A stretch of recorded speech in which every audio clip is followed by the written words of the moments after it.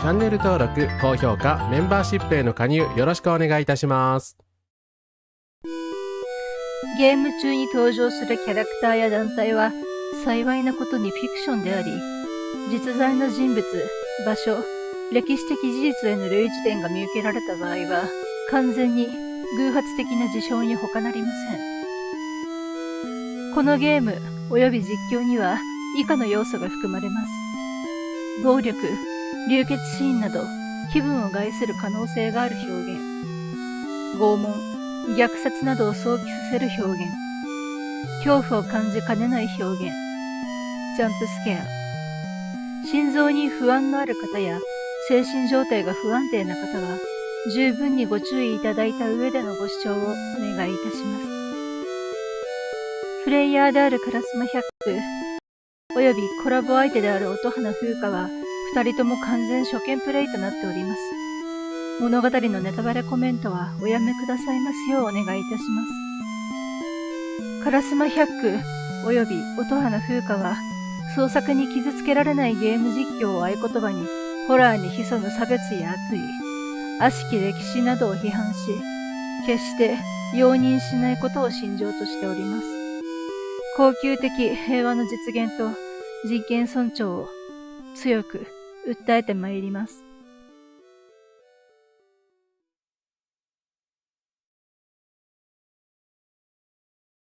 はい。皆様こんばんは。聞こえておりますでしょうか。どうもこんばんは。カラスマ100です。本日はですね、反戦左翼 VTuber が変更コラボ実況プレイ第3回ということで、明世紀の台湾を舞台にしたホラーアドベンチャー変更を初見実況プレイしたいと思っております。後で説明しますけども、作品内にて性犯罪、グルーミング等の描写があります。また恐怖表現やジャンプスケアのある作品ですので、視聴にはご注意ください。あと、実況内容には実況者の政治的主張等が含まれる場合があります。先ほども説明しましたが、謎解きやストーリーのネタバレは初見プレイなのでお控え願いますようよろしくお願いします。あとですね、チャットやコメントでの書き込みは自由にしていただいて構いませんが、私どもは全ての差別や誹謗中傷に反対しておりますので、差別的抽象的なコメントはブロックさせていただく場合がございます。あしからずご了承くださいませ。ということで今日も風花さんよろしくお願いします。はい、占い師系魔法少女音花風花でございます。どうぞ本日もよろしくお願いいたします。よろしくお願いします。サボテンさん、椿さん、コンカラスです。サボテンさん、初コメありがとうございます。一昔前の東アジアは強権的で白色テロの時代だったというのがそうですね、非常によくわかるような内容となっているんですけれども、ちょっとね、内容的にいろいろ注意な点があるということをちょっと前回ですね、うまく言えずに申し訳ございませんでした。はい。今回はですね、その点反省して、あらかじめですね、性差別の描写等にも強く反対するという姿勢で臨んでいきたいと思います。はい。ね、2人ともね、完全初見プレイなので、全然中身にノータッチだったので、そういう描写が出てくるということを本当に知らなかったので、びっくりしながらでしたね。そうですね、世間で、そうです。で、このゲームはすごく世間的にも、そういう、なんでしょうね、台湾の、昔のその、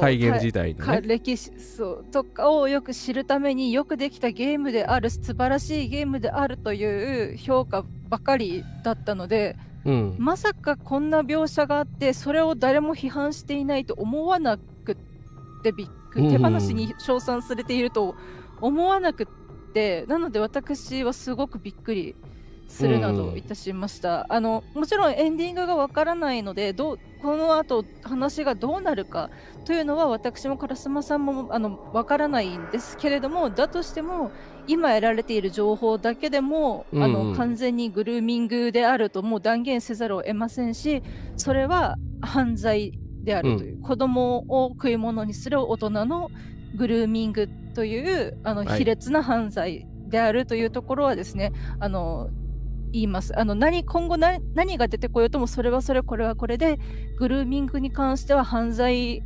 行為、あと性犯罪、児童への性犯罪になりますので、私たちはそれを許さないという立場なので、もしそのね、犯罪行為ね、当然のことですけども、もしだから容認するようなコメントがまた出てきてしまったら、またそこはちょっとですね、ブロックさせていただくかなと思います。共産主義のスパナがありますからね、私にはね。スパナがモデレーターなので、はい、モデレーターに、ということでね、コメント欄にいらっしゃる皆様、アーカイブで見てくださっている皆様ですにも、すべてのリスナーの皆様がですね、安心して、悪いことには悪いってちゃんと言ってくれるんだなっていう実況をね、お届けしたいっていう意思はもう最初からずっと、最初のね、キテレツ相談ダイヤルの時からずっと我々は共通認識として持っていましたので、その姿勢をね、今後も続けていけたらと思っておりますので、本日も務めます。はい、よろしくお願いいたします。よろしくお願いします。すいません、ありがとうございました。ゴブリンさんもコンカラスです。ということでですね、ちょっと説明、必要だったのでですね、説明時間かけちゃったんですけれども、始めていきたいと思います。よろしくお願いいたします。お願いいたします。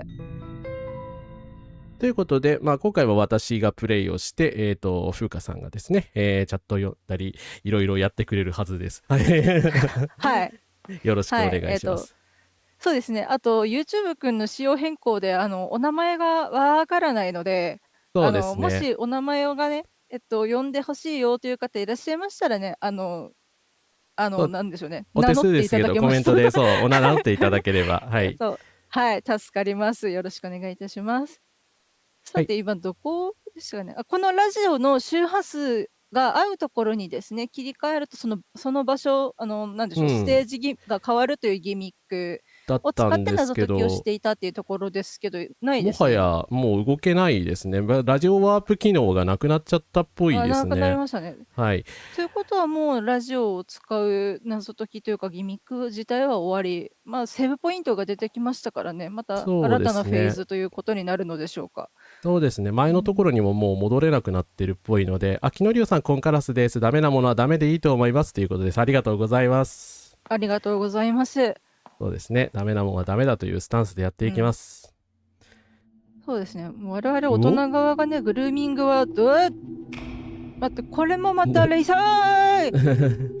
これもレイさんの記憶かな。レイさんの部屋ですもんね。レイさんの部屋ですね。あれでもセリフが展開しない。ちょっといろいろ調べてみますね。これは何なんだ。ステージ突然、舞台装置。そうですね、カーテンですね。はい。だから、また演劇みたいな感じになってるのか。これはもしかしてあれか、レイのグルーミング野郎のこれを。グルーミング野郎の。何も起こらない。そう。白鹿のペンダントですね。レイさんが例えばなんかこう親御さんからとかもらったお守りかと思ったら、どうもグルーミング野郎にもらったのではないか説がだいぶ濃厚なこのペンダントですね。そうなんですよね。確定じゃないんですけど、しかも愛を感じるとか書いちゃってるんですよね。やばい。これはやばいという、別の意味でやばい作品、やばいあれになってしまった。そうなんですよ。で、そのレイの紙飛行機かな。やつの歩道記録がこれなんだ。そっか、紙飛行機の方なのか、どっちなんだろう。とりあえず歩道記録出してみますか。違った。じゃあ紙飛行機だ。ここで紙飛行機なの？よし。何なんだろう。おぞましい色をたたえたグラス。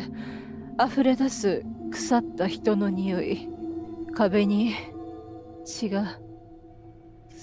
壁に皿が叩きつけられ、響き渡る父さんの怒鳴り声。やっぱ前回のポルターガイストじゃなかったっていうことですよね。そうですね。家庭内不和による暴力の再現だったんですね。長い暴言、やがて闇、取り残された母さんの泣き声、かつての互いにいたわり合う優しき憩いの場はいずこへ。内さん、コンカラスで続き見られるようで楽しみです。批判的な視点はそうですね、重要ですね。ちょっとそういう作品だったので。そうですね。で、特にレイさんがこうやって苦しい家庭の中にいる少女である、17歳の少女であるというところを鑑みると、余計にもう一切の擁護ができないというところですね。どんな子供に対してでも擁護できませんけど、つけ込みやすいタイプなので、そうですね、そういう少女でしたね。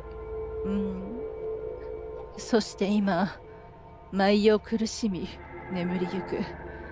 毎朝苦しみ、目が覚める。毎日毎日繰り返され、苦悩は際限なく深く。ちりぢりに砕けた私、バラバラに見慣れた世界を映し出す。絶望の川、その水面で浮いては沈み、ただ漂う。また出た。こういう苦しみを綴った詩、ポエムですかね。詩を紙飛行機にしたためて飛ばしていたということなのかもしれないですね。誰か私の叫びを聞いてという形。多分そうですよね。これどっちなんだろう。歩道記録かな、白鹿かな。まず白鹿出してみるか。白鹿。来た。はい、もうアウトです。アウトです。はい。あなたに会えるその時は、背中に羽が生えているよ。眩しいネオンの木々の間を夢見心地ですり抜ける。やっぱりネオン、繁華街の暗喩だったんですね。そうですね。前回第2回の。そうですね。コメント欄でご指摘があった通りだと思うんですけど。私は一羽の小さなひばり、可憐な花をかすめゆき、優雅な蝶を追いかけて、愉快な気分であなたのもとへ。舞台に立つのは運命だった。舞台が始まるはるか前から、その手が触れると心が安らぐ。その腕で抱いてもらえたら、あなたのささやきに耳を傾け、吐息を互いに感じ合う。私の広げた手の中へ歩いてきた白い鹿。なんという予期せぬ幸福。なんという定めの流転。なんという。ああ、この鹿を永遠に手放したくない。あアウトなんですけど、後半部分、レイさん視点というよりクソ野郎視点じゃないですか。でもなんかどっちの視点なんだろうって感じはありましたね。はい。前回のですね、終盤の性描写要注意のところを見ていただければと思うんですけど、まあ、要は、カウンセラーが、そう、グルーミング行為をしていたっぽいので、まあ、レイさんがこんな心境になった臭いんですよ。恐ろしいことに。はい、でそうで恐ろしいことに、その未成年の子供にも大人と恋愛する権利があるって叫んでる変な大人がいるじゃないですか。変つうか犯罪者予備軍がいるじゃないですか。はい。まあ子供と恋愛する権利を解くやつは基本的に犯罪者予備軍だと言って差し支えないと思うんですけれど、はい、で特にカウンセラーという心の一番柔らかいところを開示して治療に向かうために必要なカウンセリングという、ね、治療を受け持つという性質上、つけ込みやすいんですよ、本当に。そうですよね、言葉も上手ですし、はい、人心掌握もお手の物ですね。もちろん心理学を学んでいるからこそのカウンセラーなので。はい、というところを思うと、やはりちょっともう、で、それでですね、割とこういうチャイルドマレスターでそのグルーミングしている子供にプレゼントをあげて特別なんだよっていうことが多いです。なるほど。割とそれこそアメリカの連続有名なですね、クリミナルマインドとかでもよくあったんです。受け持ちの生徒たちに、そのグルーミングしている子どもたちにアクセサリーをプレゼントして、君だけ特別なんだよって言ってアクセサリーをプレゼントしているということで、被害者同士が共通して同じアクセサリーを持っていたから、こう事件が点と点がつながったみたいなところが。みんな白鹿持ってたのか。怖すぎるな。なのでさっきの私が手を広げたところに白鹿がやってくる、白鹿を手放したくないっていうのは、白鹿を渡されている以上は白鹿がレイさんなのだとするなら、最後の部分だけクソ野郎のセリフかもしれないし、はい、逆にレイさんにとって白鹿なのかもしれない。その白鹿イコールクソ野郎が自分のそばにいてくれてると思うというところで、どっちかというとそうなのかなと私最初思ったけど。そうですね。はい。で、あとはやっぱ何回かですね、やっぱちょっともう一回問題をきちんと見直さなきゃいけないと思って数回見直して気づいたんですが、はい、イン先生、担任の先生ですね、レイさんの、いなくなったとされている先生と、このカウンセラーが親しく話しているところをレイさんはおそらく目撃したというところで、イン先生は校長先生の、娘さんということで、もしかすると玉残しになるかもしれない、逆玉残しってやつですか、あんま好きじゃないですけど、何が逆だよ、どっちも玉残しでいいだろうと思うんですけどまあ、はい、そんな感じでもちろん少女たちに子供たちに手を出すのは犯罪なので、それは遊びというか、欲を満たすためのもの、支配欲を満たしたりとかで、本命はイン先生だったということを知ってしまったレイさんが嫉妬に駆られたのではというところを、私は改めて見ていて気づいたので、ちょっと今ここでその視点を共有させていただこうかなと、思います。はい。まあそうですね、コメントにありますけど、職業倫理的にもアウトだし、判断能力がない対象というのもアウトだし、なんかもう全てがアウトなんだよなっていうはい、はいもう全部がアウトです。終わりは突然やってきた。冷たくあしらうあなた。凍てついた空気。日の光すらもう溶かせない。凍りついた私の体。私の心。脈打つたびにひび割れる。惨めな孤独が再び襲う。私が我が家と呼ぶ場所で、私が学び屋と呼ぶ場所で、私はただの歩く死体。残されたのは疑念に満ちた喪失感。うわ、ドアが出てきた。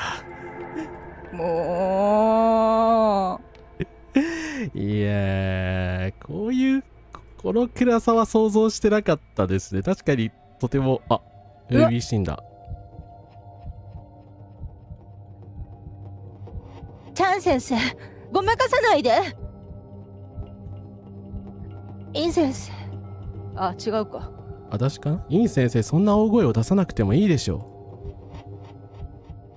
う。落ち着いていられますか？どういうつもりです？相手はまだ子供ですよ。子供？同じ年の自分、僕はもう留学していました。ひっぱたいていいですか？ひっぱたいて許されますか？これちゃんのセリフですよね。チャン先生なのでそうですね。いや、留学とかそういう問題じゃないよ。留学してたら大人なのか？バカだろ、お前まだガキのまんまだよ。あの子は十分成熟している。知りたいことを知っていいはず。いや。いいわけあるか、バカバカ。ただ性教育は大事なんです。性教育はすべきです。はい。性教育をしないからこういうことを言うバカがでもバカって言っちゃいけない。いや、なんて言えばいいですか？しょうがない気がする。クズ。ちょっとやっぱここ怒らないと絶対傷つく人がいるから、私と烏丸さんはこの流れで怒ってますっていうことを表明しておきます。怒ってます。で、性教育をしていないから子供たちが興味に駆られてしまって間違った知識を得てしまうんです。今はネットの、時代なので、こうファンタジーだって大人が言い訳する AV とかにも簡単に触れられてしまうんですよ。間違ってるんです。間違ったものを教科書にしちゃうんです。だからこそ性教育は大事なんです。加害者にも被害者にもならないために、相手と自分を尊重するために必要なのが性教育なのを邪魔してたのが安倍晋三っていう人なんですけど、ご存知ですかっていうところですね。特になんでしょうね、障害をお持ちの方、知的障害とかお持ちの方を食い物にするっていう、もうおぞましい犯罪者もおりまして、なのでその支援学校での性教育っていうのはすごく大事なものがあるんですけど、なんかね、わけわからんイチャモンつけてた人がいるんですよ。安倍晋三って言うんですけどっていうところですね。はい。すいませんでした。はい。だからって危険な道に巻き込むつもりですか？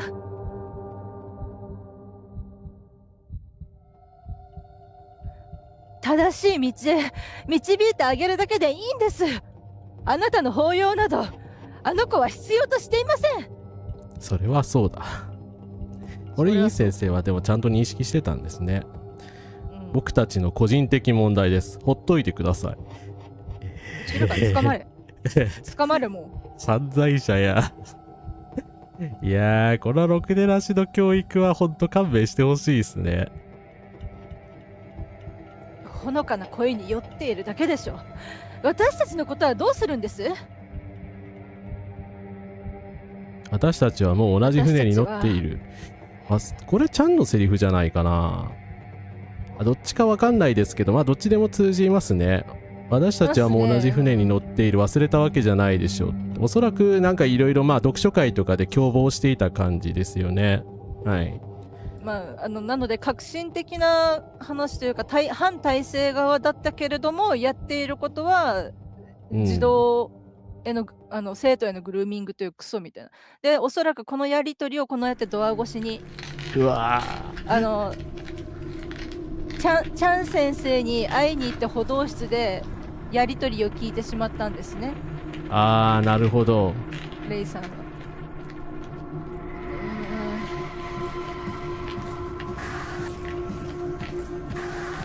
うわ、ここで出てくるのズタブが。ウェイ君？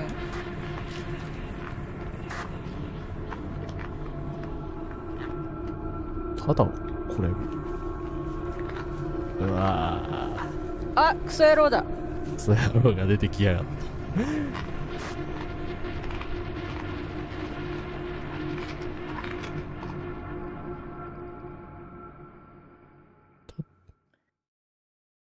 辛い記憶。私の魂はバラバラに砕け散る。かけらを継ぎ合わせようか。すべて忘れてしまおうか。あやふやに目を開き、私は不毛の世界を迎え入れる。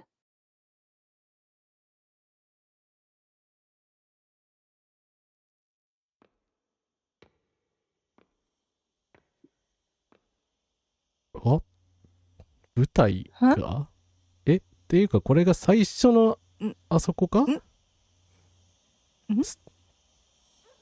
なんか落書きが落書きがすごい。えらく即的じゃないですか。そうですね。右側とか。これ操作は今できないです。はい。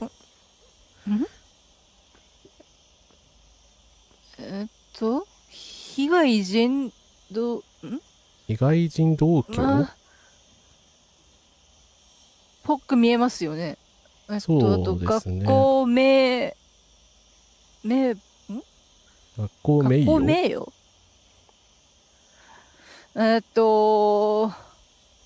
私の考察ではレイさんのことをチクリマっていう言葉が前回どこかで出てきたんですよね。ウェイ君の墓で出てきたんですよ。のところで出てきまして、なのでレイさんがその密告者なのではという、で実際その、よくやったよみたいなところでレイさんを褒めたたえるような、電話がかかってきたとかもあるので、なのでおそらくイン先生とカウンセラークソ野郎との関係に嫉妬して、この回のことをチクったのではないかと。そうですね、おそらくは。でウェイ君は多分巻き込まれですよね。これはおそらくレイさんが恨みに思ってた対象じゃないのに死んでしまったということは、読書会に参加して容疑をかけられ、共産主義者名という感じで殺されてしまったのかなというところですかね、おそらく。いやウェイ君かわいそうすぎる。だからこそウェイ君が純真なものとして書かれていたのかもしれないですね。もちろん、でもですよ、全部カウンセラークソ野郎が悪いので元凶、あいつが元凶、それは間違いない。そうですね、なんかその共産主義側はそのなんていうか言いがかりをつけられ、殺されただけなのかと最初思っていましたけれども、でも実際その無垢なるものとして書かれてるのウェイ君だけなんですよねで、チャンとインに関しては全然擁護されていないので、なんでなのかなっていうふうに思っていたんですけれども、この通りですよね。カウンセラーがチャンスで、担任教師がイン先生だったという。で、先ほどの会話って多分イン先生とチャンの会話だったわけですよね。いや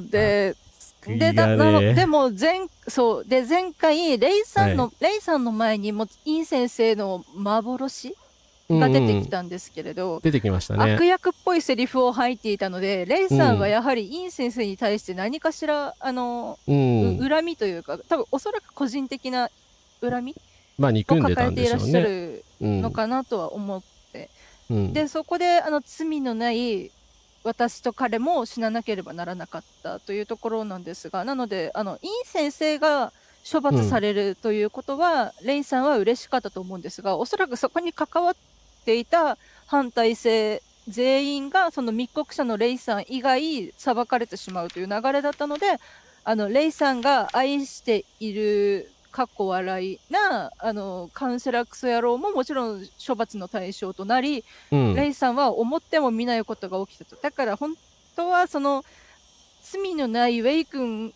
まで巻き込んでしまったということへの贖罪よりはそちらの方を後悔しているように見えるので、やはりこのゲーム良くないのではっていうところなんですよ。どっちに重心があるかですよね。ごめんなさいって言って首切ってたんで、確かにウェイ君のことはすごく後悔してるように見えるんですけど、ちゃんに関してはどうだったんだろうなと。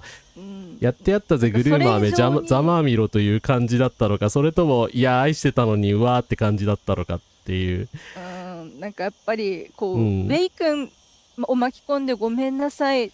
でも、イン先生が私の愛する人を奪うの、私から光を奪わないで、白時間を奪わないでって思ったから仕方がないの、ごめんなさい。なのになんでチャン先生までっていうことであるのならば、そういう描き方をしているのならば、なぜこれ、今得られた情報だけなので、今後何か出てくるかもしれないですけれど、出てきたとしてもグルーミングの罪はひっくり返りません。そこは大前提としてですけど、なんでこれを誰も批判せずにこのゲームを褒められてたのかが分かんないんですけど、みんなグルーミングに対してのなんか罪の認識が甘くないですか？そうですね、残念ながらあまりレビューとかでもそういう事前情報が入ってこなかった。ネタバレだったっていうのもあるでしょうけれども、ちょっとそこは問題ありますよね。アブソリュートさん、コンカラスです。そんな安倍さんがまともに見える高市政権というねこの笑いは面白い笑いではなくて乾いた笑いってやつですね。はい。うわなんやこいつ、自分の影ですかね。背格好が一緒ですし、ここあれですよね。なんかそうです。なんかスーツ機構に捨ててあったやつですよね。私たちの命が消えても罪は残る。私はあなた。でもあなたは私ではない。あなたがこの地に縛られているのは罪のせい。記憶はまるで鏡のように魂の真の形を映し出す。苦痛に満ちた世界で。ファン・レイシン、あなたが最も恐れるものは？これ選択なんなんで？そうなんですよ。コメント欄にあるようにトリガーワーニング必要です。ネタバレして物語が面白くなくなるから仕方がないっていうのは詭弁です。ダメです。もしネタバレになって面白みや驚きが半減するとしてもトリガーワーニングはいります。ただ必要だったなという気はしますよね。絶対いります。私みたいな性犯罪サバイバーはものすごくなので、前回の配信割と私のメンタルやばかったんですよね。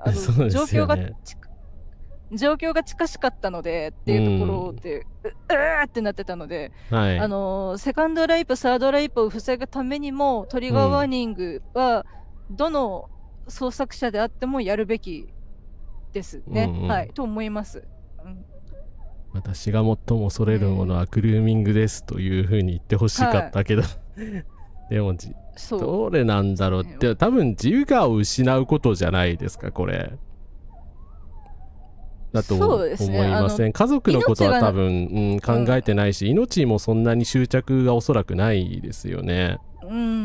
でやっぱり自分自身っていうのを魂だと考えるのであれば、ここの世界観の宗教では死者の魂を連れていくっていう死神がいるくらいなので、魂っていう概念があるということは魂も自分自身なので、命がなくなろうと自分は自分でいられるっていう考え方をするのであれば、やはり自分が自分じゃなくなる、自分が得た大切なものをだからなんでしょうね、自分の大切なものまで含めて自分自身だと思うのであれば、やはり自分自身なのかな。という。人は皆生まれた時から自由だと信じて自分の道を歩く強い意志を持って、恐ろしいのは本当の自分を失うこと。あなたは私。お、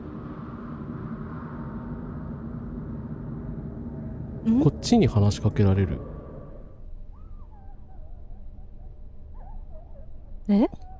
でさっきちょっとあれですよね、この姿になる前の多分おそらく正しい備品、なんとか室でしたよね。そうですね。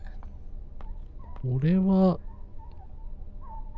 なんでここに投げ込まれてたのかが不思議なんですよね。あれ、なんか音しませんでした？ガチャって。怖っ。怖い。セーブ。とりあえず次のもう一回こいつに聞く前にセーブしましょう。はい。怖いです。怖い。だいぶ恐怖。いや。なんなんですか？あれ？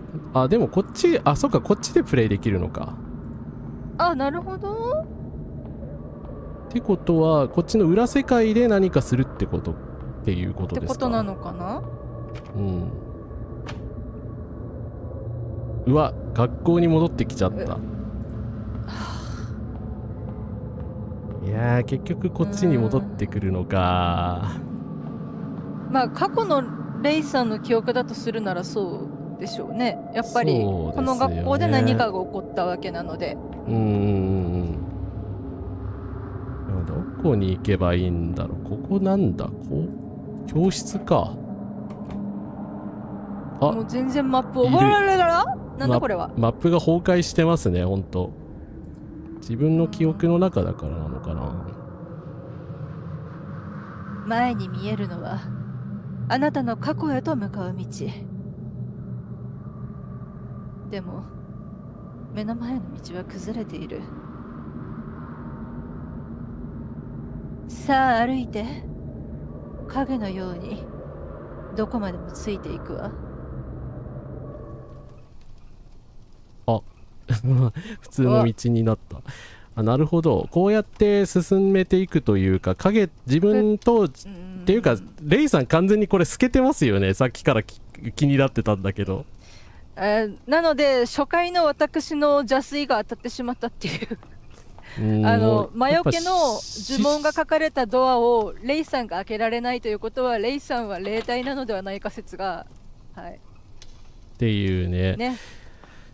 霊体ではないかもしれないけど、意志の姿だから多分魂の、方向というかで動いてるっていう感じなんですかね。でもなんかすごくかっこいい感じで行ったんだけど、ドアノブが壊れてて入れないんですけど、これはどういうことなんだ？どういうことですか？で中にいますね。でもついてきてくれるんだね。でもそれだったら普通にこっちに何かいる。待って友情？なんか書いてますね。長女。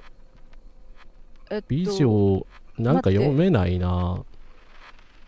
友ですよね、おそらく。で、友って書いてますね。両サイドにおそらく、で、おそらく両サイド名前ですよね。青。これ名前か。おそらく。どうなんだろう。読めたらいいのに読めない。わかんない。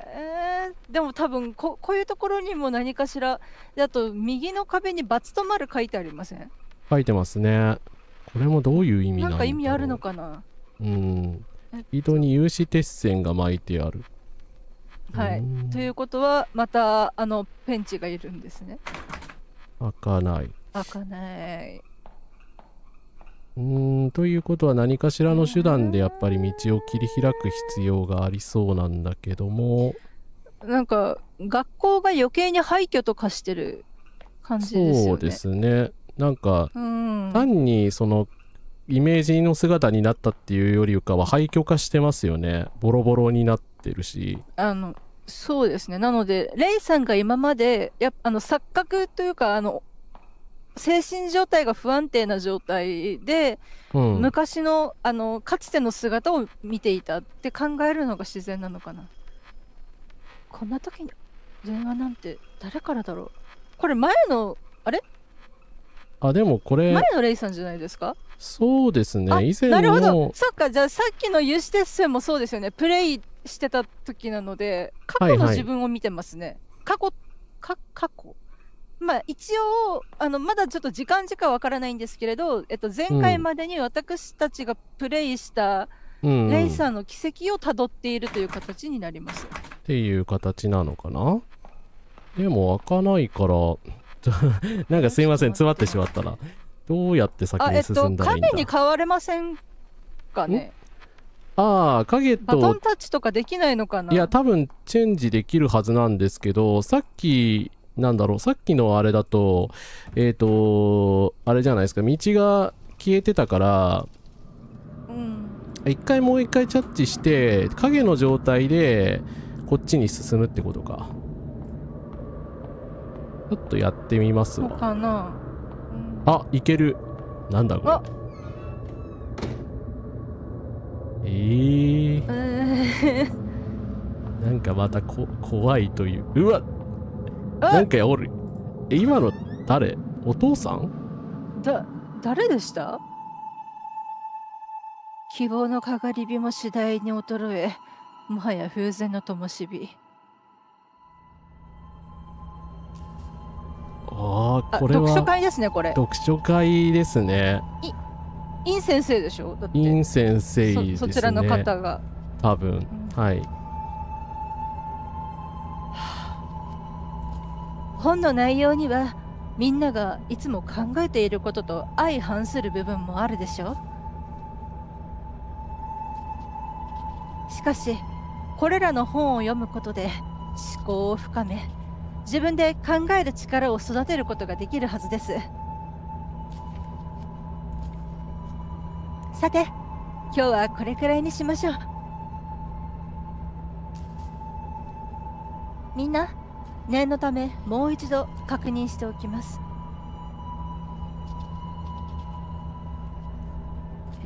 読書会のことは誰にも言わないこと。さもないと会のみんなも自分自身も大きな危険にさらされることになる。ライ君、一つお願いがあるんだけど。はい、イン先生、新しい本のことですか？もうチャン先生にリストを渡しました。運送会社の援助はもう望み薄なので別の方法を探るとのことです。政府はあらゆる輸入規制を強化している。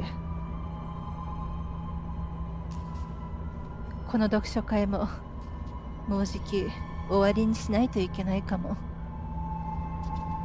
犠牲者を出しちゃいけませんからね。いくらあれでも子供たちなのでね、イン先生にとっては。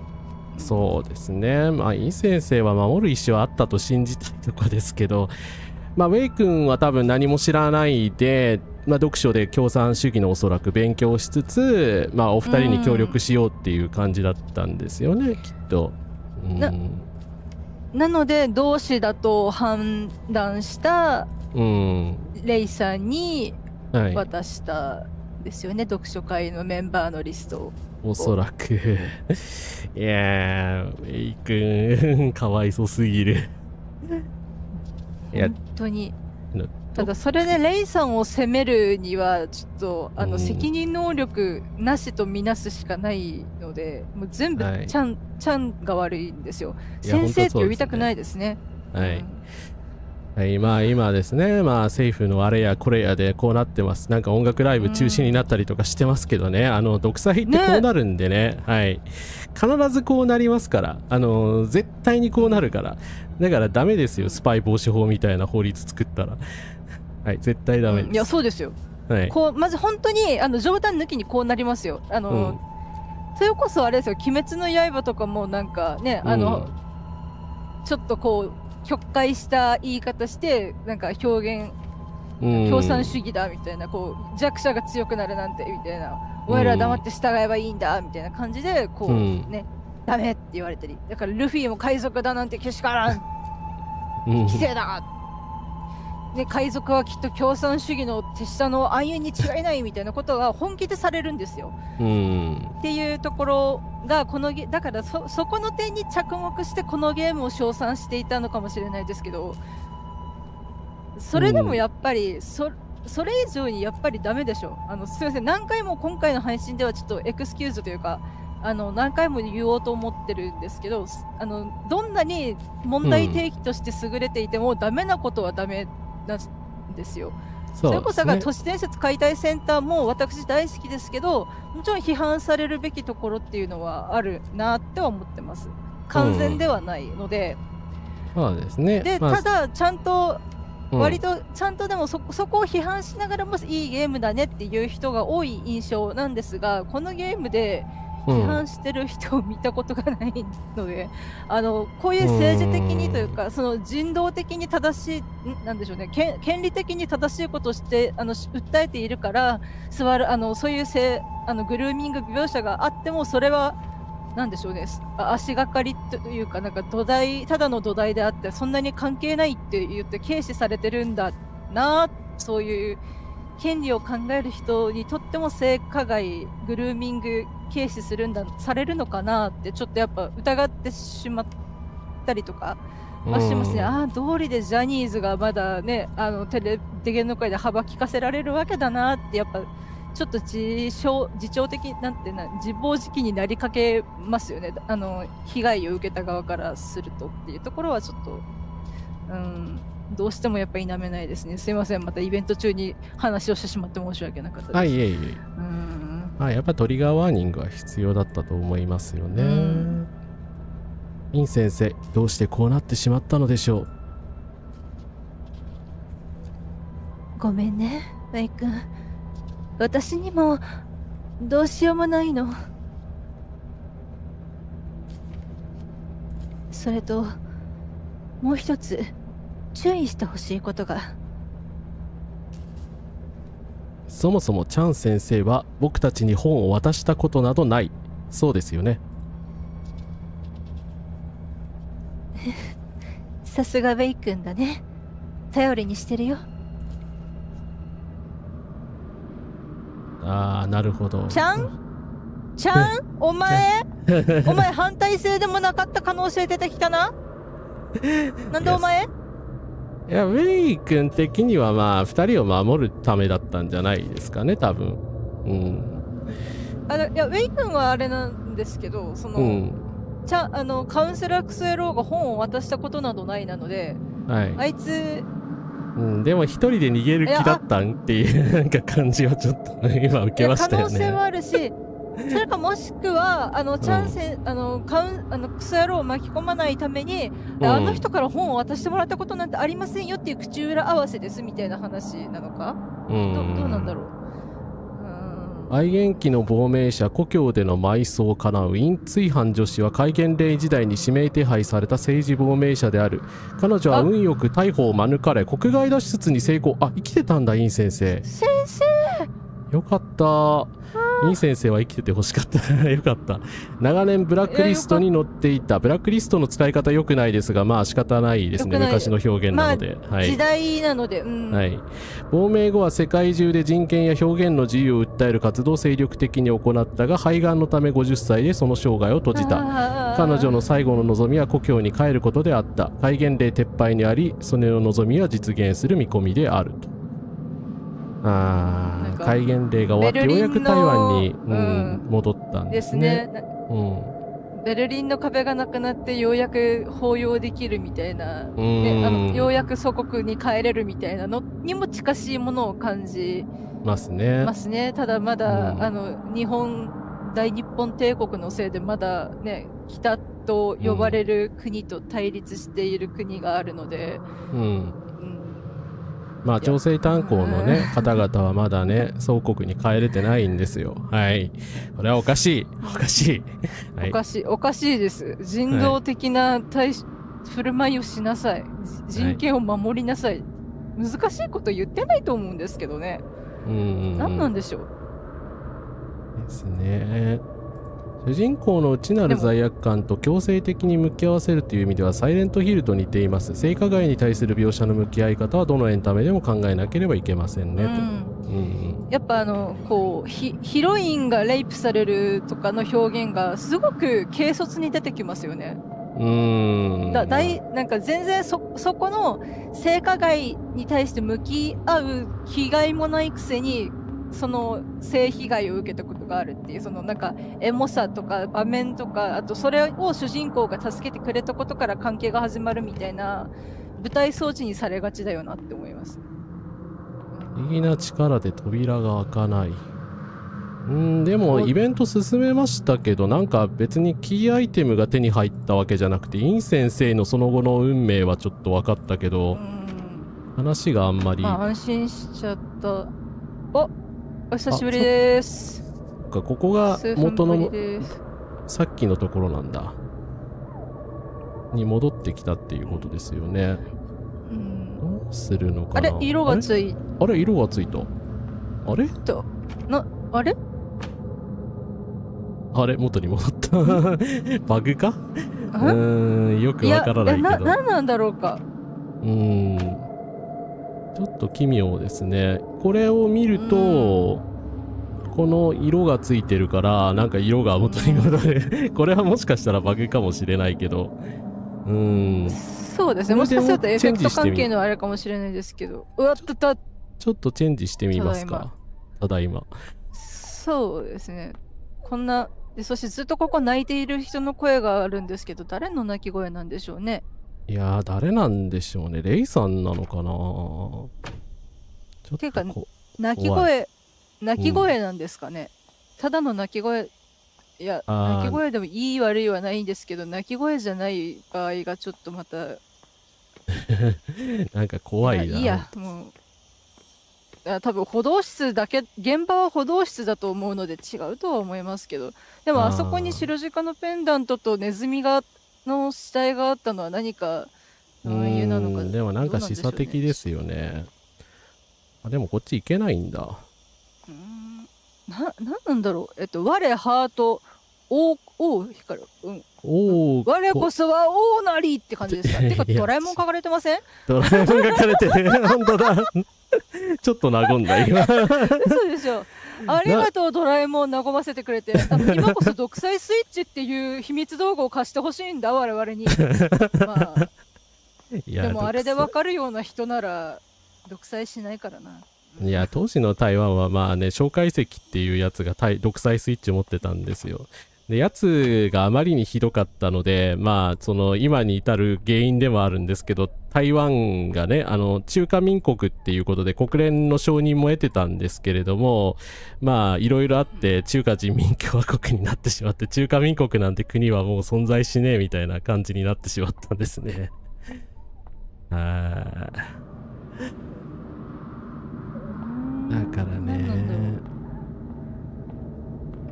とりあえずセーブしたけど、はい、でも話が進んで、セーブは落ち着きますね。そうですね、はい、ドラえもんを発見しただけだった収穫ドラえもんっていうね。だからねこっちの上にも行けないので、さっきの影との交代パートのところにもう一回行ってみますか。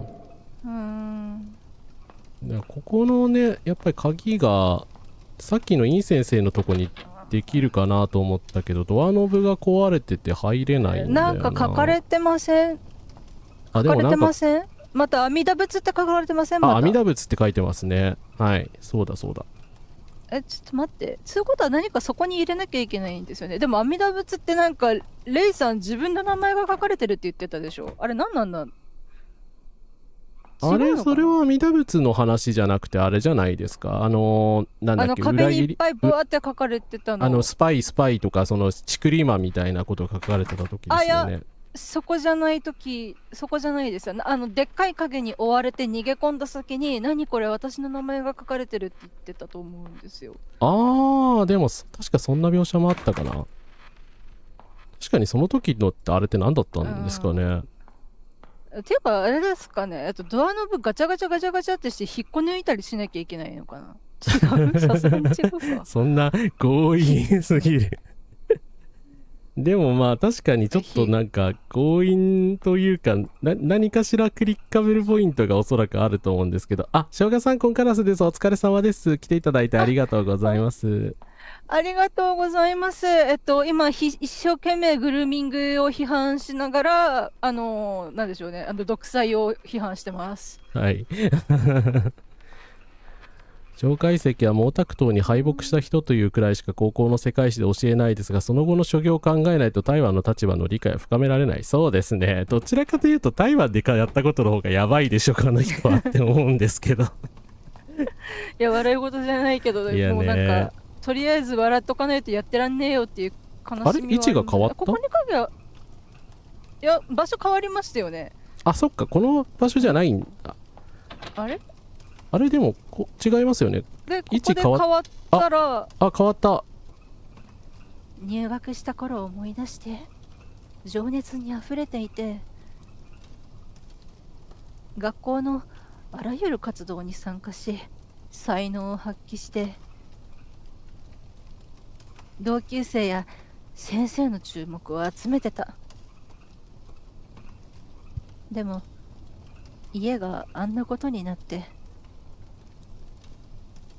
羨望の眼差しがいやらしい好奇の目に変わった。なんで家庭内事情が筒抜けになるんですか？いやでもまあこれはあれなのかな。まあレイさんはその読書会委員じゃなかったと思うから、おそらく陰謀的なあれではなくて、まあ警察のそういう情報とかがダダ漏れだったんですかね。まあ昔の日本でもそうですけど、だって人権侵害というか、逮捕って見せしめにもなるじゃないですか。確か、レイさんの父親が逮捕されてたはずなので、そうですね。それ関係に逮捕されてます。もしかするとその不倫云々とかよりも、その逮捕劇のせいで広まったのかな。まあもちろん逮捕劇のせいで何をしたのかっていうところで、まあそうですね。父親の不倫とか可能性も、それも広まってしまった可能性あるな。そうでしょうね。確証あるなしにかかわらず、もしかしたら不倫もしてたかもしれねえなみたいな、そういうみんな好き勝手を噂につけるじゃないですか。そうですね。そんな感じなのかもしれないですね。そしてまた選択肢、これすごいんだけど、嫌だから粉砕するっていう選択肢がないんですけど、どうしてですか？嫌だから粉砕しましょうって革命的抵抗運動を起こしますがないですね。なんだそれは。おかしいですよね。足りてないんですけど、おかしいな。マオツエトンさんの本を読んでないんですか？いや読んでないんだろうけど。おかしいですね。いやどうなんだろうこれ。でもこういう状況だともう逃げるしかなくないですか？逃げてもいいと思うんですよ。何の力も持っていない17歳のレイさんっていう立ち位置を考えて、で家庭が己を守ってくれる場所じゃないし、それどころかそのせいで好奇の目にさらされているというところを考えると、そりゃそう粉砕させろという選択肢のコメントが出てますけど、粉砕が選択肢にないですよね。おかしいでしょ。粉砕ですよね、やっぱりね。第4の選択肢がないといけない。おかしいですね。金槌もないしスパナもない。おかしいですね。逃げ出すか。逃げていいと思います。見ないふりとか我慢するって絶対良くないです。逃げるって悪いことじゃないんです。逃げていいんですよ。向き合わなきゃいけないなら、私が占い師なのでちょっとまた精神的なことを言いますけど、逃げたところで本当に向き合って乗り越えなきゃいけない問題なら、いずれまた帰ってくるんです。またどうせ同じ立場に置かれるんです。どうせ。でも今それに抗うための力を持ってないと思うんだったら自分を守るために逃げていいんです。生きてれば勝ちなんです、とにかく。今この時を生き延びたらまず勝ちなんです。はいはい。生き延びたその先で何をするかなんですよ。今ここで死んだら終わりなんです、全部。我々はほら輪廻転生とかの考えがあるので、割と死んでも死後の世界とかがあるから、その死が終わりっていう感覚がちょっと希薄なのかな。いろんな考えがあっていいので、全然それがいい悪いとかではないのですが、この根性、今を生きると書いてある根性ですね。根性は死んだら終わりなんですよ。はい、だからつまりは生きてりゃ勝ちなんです。とにかく丸儲けってほら言うじゃないですか、生きてりゃ丸儲けって。あれなんか本当に事実で、どんなに苦しくて私も割とありますよ。もうこんなんだったら生きてなくていいやって思うことありますけど、権力者にとって私みたいに中指立ててくるようなやつはね、目障りでしょうがないと思うので、それはねやったって思います。そのために生きてるって思うようにしてるので、だから辛い状況で逃げ延びるのはね悪いことじゃないと思うので、逃げ出しましょう。ほらレイさん逃げていいんですよ、逃げましょう。逃げてください。世界は果てしなく広い。隠れる場所は必ずある。あなたは私。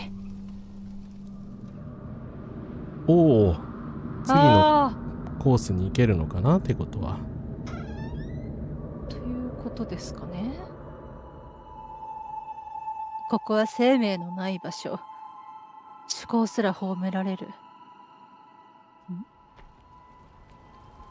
イベントシーンですね。悪名高きあれだ、本が燃やされているのでは。違う？そうですね、多分証拠隠滅なのか。これウェイ君かな。一冊残らず徹底的に燃やすんだ。銘線を添えるのを忘れずに。ほんの1ページでも読める状態で残っていたら意味がない。この人誰だ。でも違う？ちゃんではないですよね。でもメガネかけてないから。なあウェイ、お前イン先生と仲いいよな。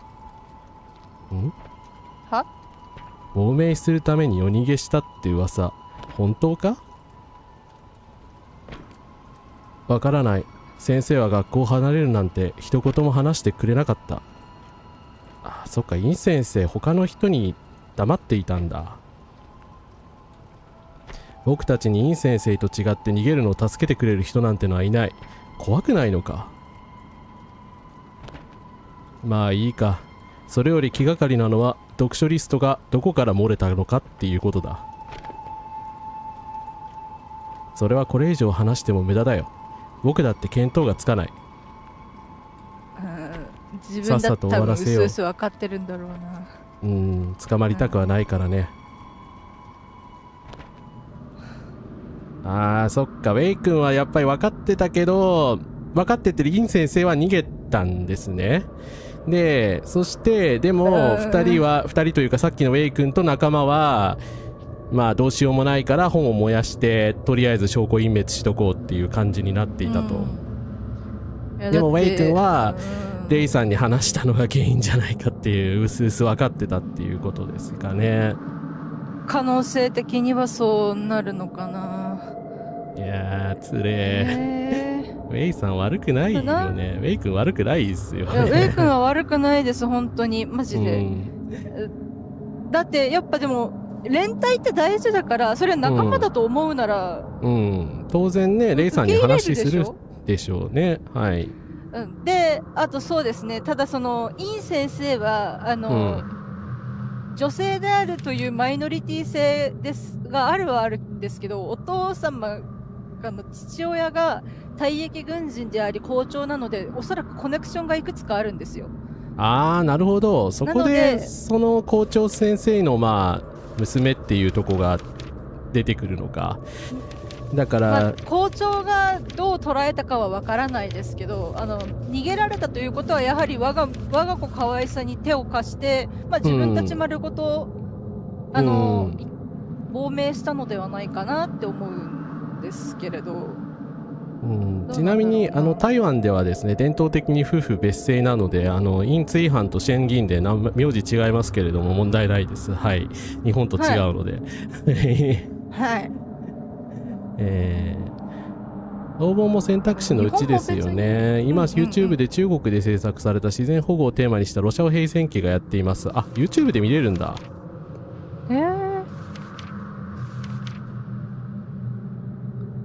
でさっきの、お父さんの件はこちらですよね。前回の配信でも見ましたけども、収賄計画に関わっていたとして、逮捕されたんだけど、お母さんがおそらく手を回していただろうという感じですよね。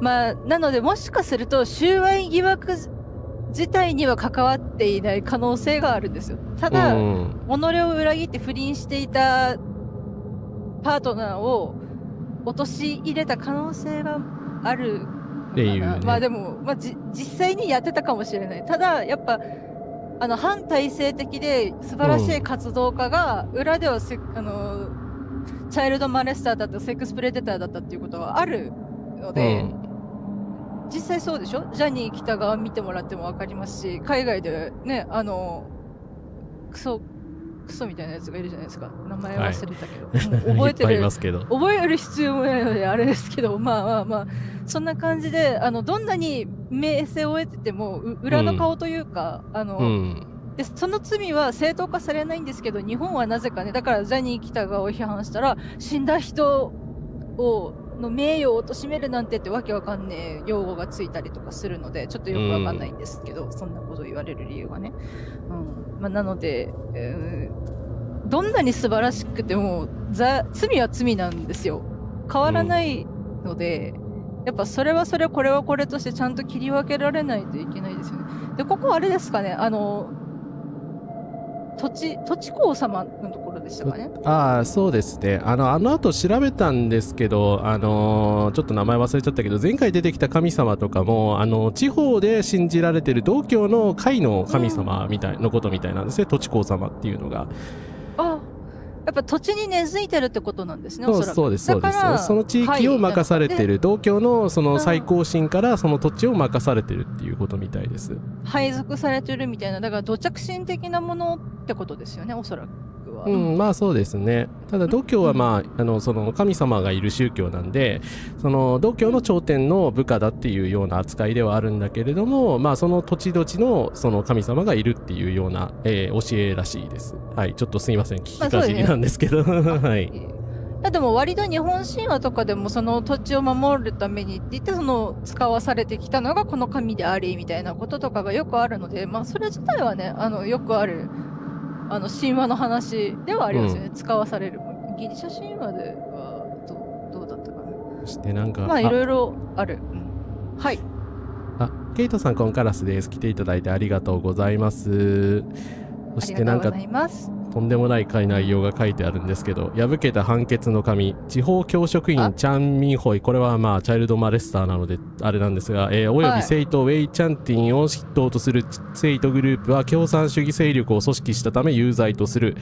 チャン・ミンホイは死刑が相当である。ウェイ・チャンティンは反体制思想を有する禁書を読み共産主義勢力に通じたため懲役15年とする。ウェイ君は無罪だ。関係ないっす、マジで。チャン・ミンホイはその別の罪で有罪だけど、別の罪で有罪ですけどそいつはチャイルドマレスターなので、そいつ罪が別なんだよ。ちゃんと正しい罪で正しい判決を食らって正しく罪を償ってもらわないと困るんですよ。だから私もうさっき語ったように死んだら終わりだと思ってるので死刑反対なんですよね。もちろん人権的におかしいっていうのもそうなんですけど、生きてなきゃ後悔もできねえんですよ。っていうのは思って、ただその後悔できるだけのなんでしょうね、良心が芽生えるかどうかは分からないので、であとご遺族とか被害者からするともう同じ世界に生きてるだけで嫌って気持ち分からなくもないです。私も実際被害者であいつ死んでればいいなって思うことはあるので、ね、あれなんですけど、でもやっぱりなんでしょうね、やっぱ生きてないと変われないし、でやっぱ今ここでこの世界でこの肉体で生きていることが全てなので、って思うんですよね。だからやっぱちゃんと正しい罪で裁かれてほしかったんですけど、撃たれて死んだ人がいますね。安倍晋三って言うんですけどっていう、今日何回も安倍晋三君の名前が出てきますけど、でも本当にチャンミンホイ、なんでお前をチャイルドマレスターの罪で裁けなかったのか、それだけは本当に悔しいな。いくら創作であってもやっぱそっちで裁かれるべきでしたね。ね、チャンミンホイの漢字が初めて分かりましたけど、これなんですね。チョウメイホイ。ね、多分下がウェイチャンティンチューテイギーチューテイ。そうですね、その漢字どこかで見ました。墓石で見たのかな。墓石にもそうですね、ウェイチャンティンって刻まれてた気がするので、どっかの壁にも書いてあったけと思って、どこかで見たかなと思いながら気がしますよね。多分どっかにまた別のところに書いてあるんじゃないですかね。はい、まあ安倍さんはね、神羅万象を担当していたので、日本の全ての悪事に責任があったはずなんですけども。そうです。でしかもね、配偶者は国務って、ね、名乗ってましたからね、ちょっとよくわかんないんですけど、ちょっとよくわかんないんですけど。じゃあ2人とも責任を取ろうねって、お前は誰だ？誰だ？背が高いですよね。親か？ちょっと。父親は父親でまたちょっと別の罪でちゃんと裁きたいんですけど。そうですね。父親もだから罪じゃない、本来の罪でないところで裁かれてますよね。そこもなんかちょっとテーマというか、そうなんですよね。なのかもしれないけど。もちろん本当に収賄疑惑に関わっていたなら別ですけど、ただもうこのなんでしょうね、圧政的なね、社会情勢を鑑みると収賄疑惑がこじつけの意味可能性もあるじゃないですか。それこそだから共産主義者だっていうこじつけと一緒で、収賄疑惑も本当に別にその本当のその収賄ではなく、何か政府にとって権力側にとって都合が悪いことをしていたのだとするなら、だから結局せっかくなんか反体制的でその人道に即したことをしてても、でも自分は不倫して家庭内で物投げたり子供や配偶者を威圧していたって思うとちょっとあれですね。であとここあれですね、お手洗いは確か行ってましたよね。唯一安らげなる場所だ、癒しスポットって言ってましたよね。大きい扉が押さえつけてある。うわ、ちくりまって書いてあるのか。レイさんのことですね。ですよね。しかも洗濯だし。なんで洗濯させるんですか。溶けたくねー。このなんでしょう、すごい属性的な言い方すると便所飯してた可能性ありません？そうですね。トイレにこもって何かしていたのかな。であと取っ手の作りを見ると、そのドアノブというか、トイレのドアノブのその形見ると、ほうきでそうしてたら開けられないでしょ。閉じ込められてませんか？そうですね。だからいじめに遭っていた可能性はありますよね。だからお父さんのことで。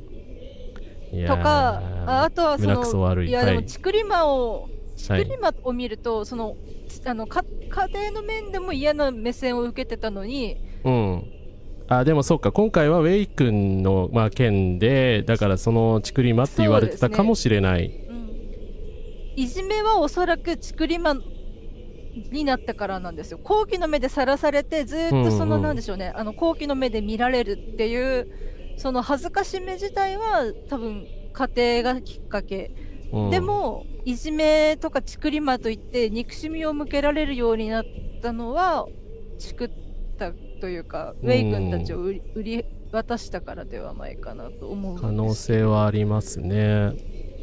やっぱり、裏切り者っていうのは、メンタルに来るので、やっぱ気持ちは分からんでもないとは言いません。さすがにこんな、なんでしょうね、相手の人権とかを無視してまで貶めたいかと言われたら、なわけねえだろってなるので。受けるしかないか。受けましょう。だから、おそらくレイさんが見たくない過去の自分がその中にいるのかなと思うんですけど、どうかな。そうですね。この扉をくぐったら何かが出てくるの可能性はあるけど、まあ、行ってみますか。うわ、なんか歪みがすごい。まあ、価値観歪んでますからね。リベラル的に正しいこと言ってりゃ性暴力はもうまあ大丈夫だろうっていう歪んでるのでもうなんか登場人物みんなウェイ君以外みんな歪みを抱えてるんで、本当に。ただそのレイさんは未成年であり保護されるべき対象なので、レイさんの歪みはレイさんを責めるべきではないんです。まあそうですね。だから作ったこと自体もレイさんを責めるのはやっぱりお門違いですね。この社会と。だからといって、これは父親か。なんでピアノ弾いてんですか。あ、消えた。なんでですかね。音楽の教師とかではなかったですよね、別にそういう設定では。そうですね。で、前回ここでジャンプスケアが出たのでちょっとトラウマがあるんですけど、ちょっと怖かったですね。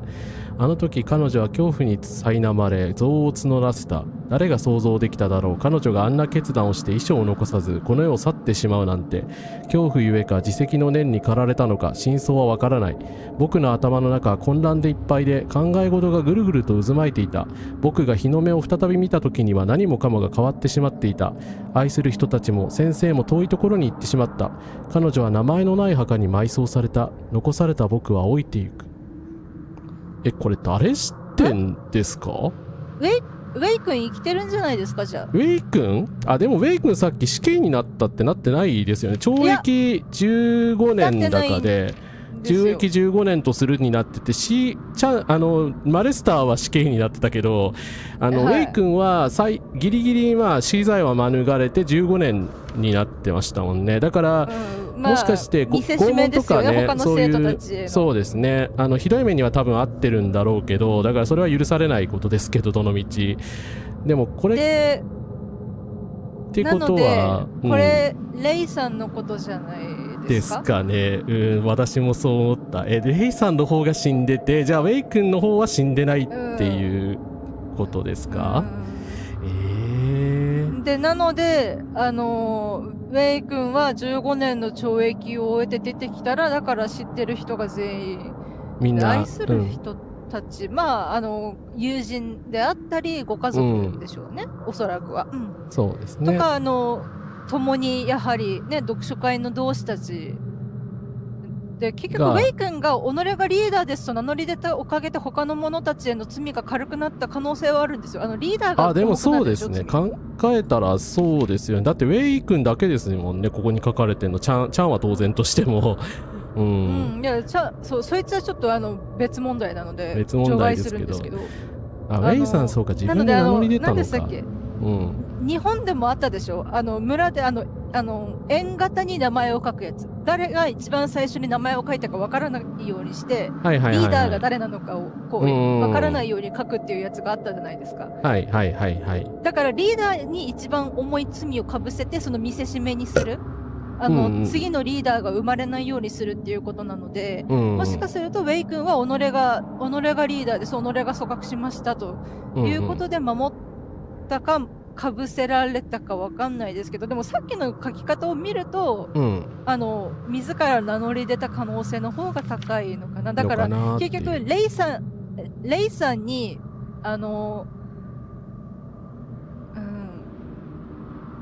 んにその読書会のリストを渡してしまったという誰にも言えない負い目を抱えていたから、それで生産しようとした可能性ももちろんかもしれないですね。いろいろ考えられますね。まだわかんないです。ここはちょっと今のところ得られた情報で考察するとっていう感じですかね。こうかなっていうところですね。アノルさん、コンカラスです。来ていただいてありがとうございます。父ちゃんにしてはそうですね、威厳のない姿で現代的な格好ですね。あと、カラカサ連班か。なるほど、カラカサ連班場です。ありがとうございます。これが集合地ですね。助かります。はい、ありがとうございます。なんでしょうね、なんかこう、みんなで団結するっていう姿があまりにも眩しかったので、それだけ鮮烈に覚えてたんですよ。だから名前を含んでたんですけど。そうで、あと現代的な格好ということは、やはり生き残った人が現代の格好しているっていうことですよね、多分ね。っていうことは、もしかしてさっきのおじさんって年老いたウェイ君の可能性もの可能性はある。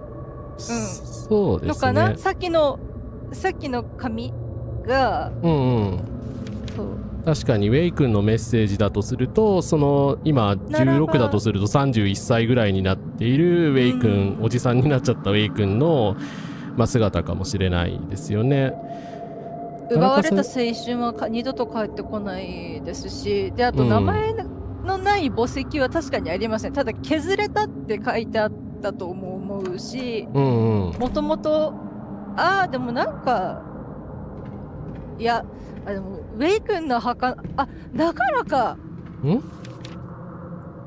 ェイ君のお墓に名前が書かれてない状態の時に誰も埋まってないってレイさん断言してたじゃないですか。誰も埋まっていないだろうみたいな。はい。後からそこにウェイ君の名前が出てきたんですけど、その前にだからウェイ君が死んでないことの示唆だったのかもしれない。埋まってない、誰も埋まってないっていうのは。なるほど、そういうことか。でもそうかもしれないですね。みんなウェイさんの墓だと思ってたじゃないですか。だからそうじゃなくて、実はそうではない人の、墓だったということではないかと。なんかまた変わっとる。だから本来名前のない墓石の下に埋まってるのは自分だと分かっているから、でも自分今ここにいるから、じゃあその下には何もないねって思ったとか。っていうことなのかなという、そうですね。伊沢さん、こんカラスです。来ていただいてありがとうございます。ありがとうございます。カラカサ連班上は全員の立場が同じ、上とか下とかないっていう意味合いがありますと。そうなんですよ。その輪っかで書いて、そういう署名ってその一番最初に書かれてる人をリーダーとして処罰するみたいなのがあったから、そうならないようにリーダーが分からないようにこうぐるぐる書くっていうのが素晴らしいなと思って、知恵ですよね。知恵と連帯の心があるよなっていうところがすごく、好きだったんですけど、影くんがついてくる。でもこの鍵話しかけられないですね。話しかけられないし、多分トリックを使わないといけないんでしょうね。多分電気がついたり消えたりしてたので、多分そこで何か話しかけられるんだ。かな。なるほど。そっか。自分が光に当たるから、影がそこで出現するってことなんじゃないですか、光によって。はい。それでどうなんだろう。わかんないですけど、それでこうチェンジしながら進んでいくのか。あれ？詰まっちゃった。そっか。だからこの瓦礫があるから、この瓦礫を乗り越えるためにチェンジするんですね。多分そうですよね。あれでもなんかせっかくチェンジしたのに進んでいけないんだけど、進めないっていうことは、そこで電気消したところででもして待って、そこででも奥にある電気使わないですか？奥の方の電気だから、こっちのモードで逆の側に違う。でもこっちスイッチないですね。ってことはこっちのモードで逆側に行くってことなのかな。どうなんだろう。そっか。こうやって行った後に逆側から入ってとか。入れない。入れないのか。入れなかったですね。あれなんでですかね。ちょっとごめんなさい。ちょっとまったり考えましょう。この状態で奥にもうこのままだといけないですもんね。でもここ、影が、あ、そっか、なるほど、わかった。影がここで止まってるから、スイッ電気をチを押して、消してあそこまで連れてかなきゃいけないんですね。あ、なるほど。はい。わかった。で、ここでバトンタッチだ。これ鏡の部屋と似たような。そうですね。決心したことはすぐに実行する。彼が信じていた哲学だ。運命には自らの手で抗わなくてはいけない。彼を見てきたあなたならどう思う？その彼って誰のことですか？ウェイ君だったらやったぜ、いいぜって思うんですけど、グルーミングクソ野郎だったら彼を見てきたあなたはどう思うで、奴は裁かれるべきである。4つ目、やつを裁かれるべきであるみたいな。そう。やつを自動そうですね。自動性暴力で逮捕する。はい、逮捕し。だって絶対余罪ありますよ。うん。絶対余罪ありますよ。山ほど出てきそうですよね。いや、だって手慣れすぎですもん。多分だから白直のペンダント持ってる子多いんじゃないですか？何人かいたのではないかという。市販欲を乱せるからアクセサリーをあげるんです。そのアクセサリーを身につけた相手が己の所有物だ。だから首輪を与えてるのと一緒なんですよ。ああ、なるほど。ペンダント形式だし。いや、そう考えるとなんかおぞましいな。はい。いや、そうなの。いや、おぞましいんですよ。グルーミングするやつって。おぞましいんです。本当に。おぞましいやつにはね、自らの運命をつかみ取るしかないんじゃないですか、この選択肢は。なんか前向きなのこれしかないですよね。与えられた運命に、そうですね、従う平穏に暮らす運命をつかみ取る。運命つかみ取るに決まってるじゃないですか。はい。なんでそんな、黙りませんよ。ずっと叫び続けますから。素敵な考え方ね。さあ、人生の目的を見つけた。彼の隣こそあなたのいるべき場所。あなたは私。彼の隣？どっちだって。いやウェイ君だよね。グルーミング野郎の隣にはいなくていいっす。そうですね。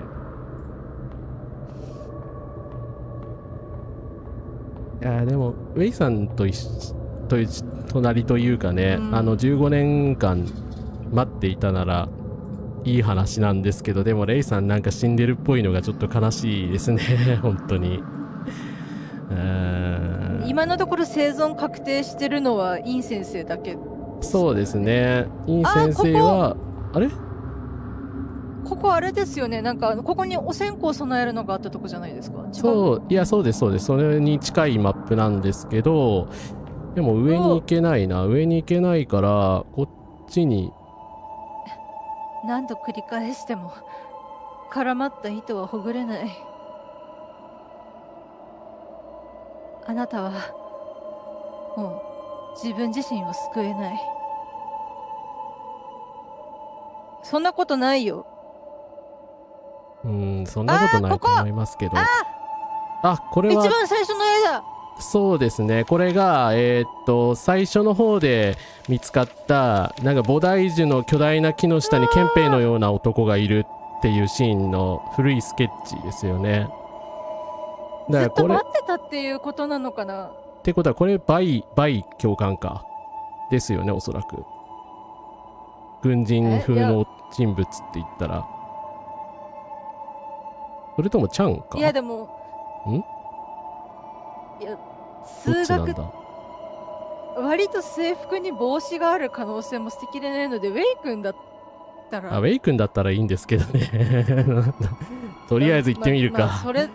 こいつは何なんだ。結局ヘテロラブかって終わるんですけどね、私としては。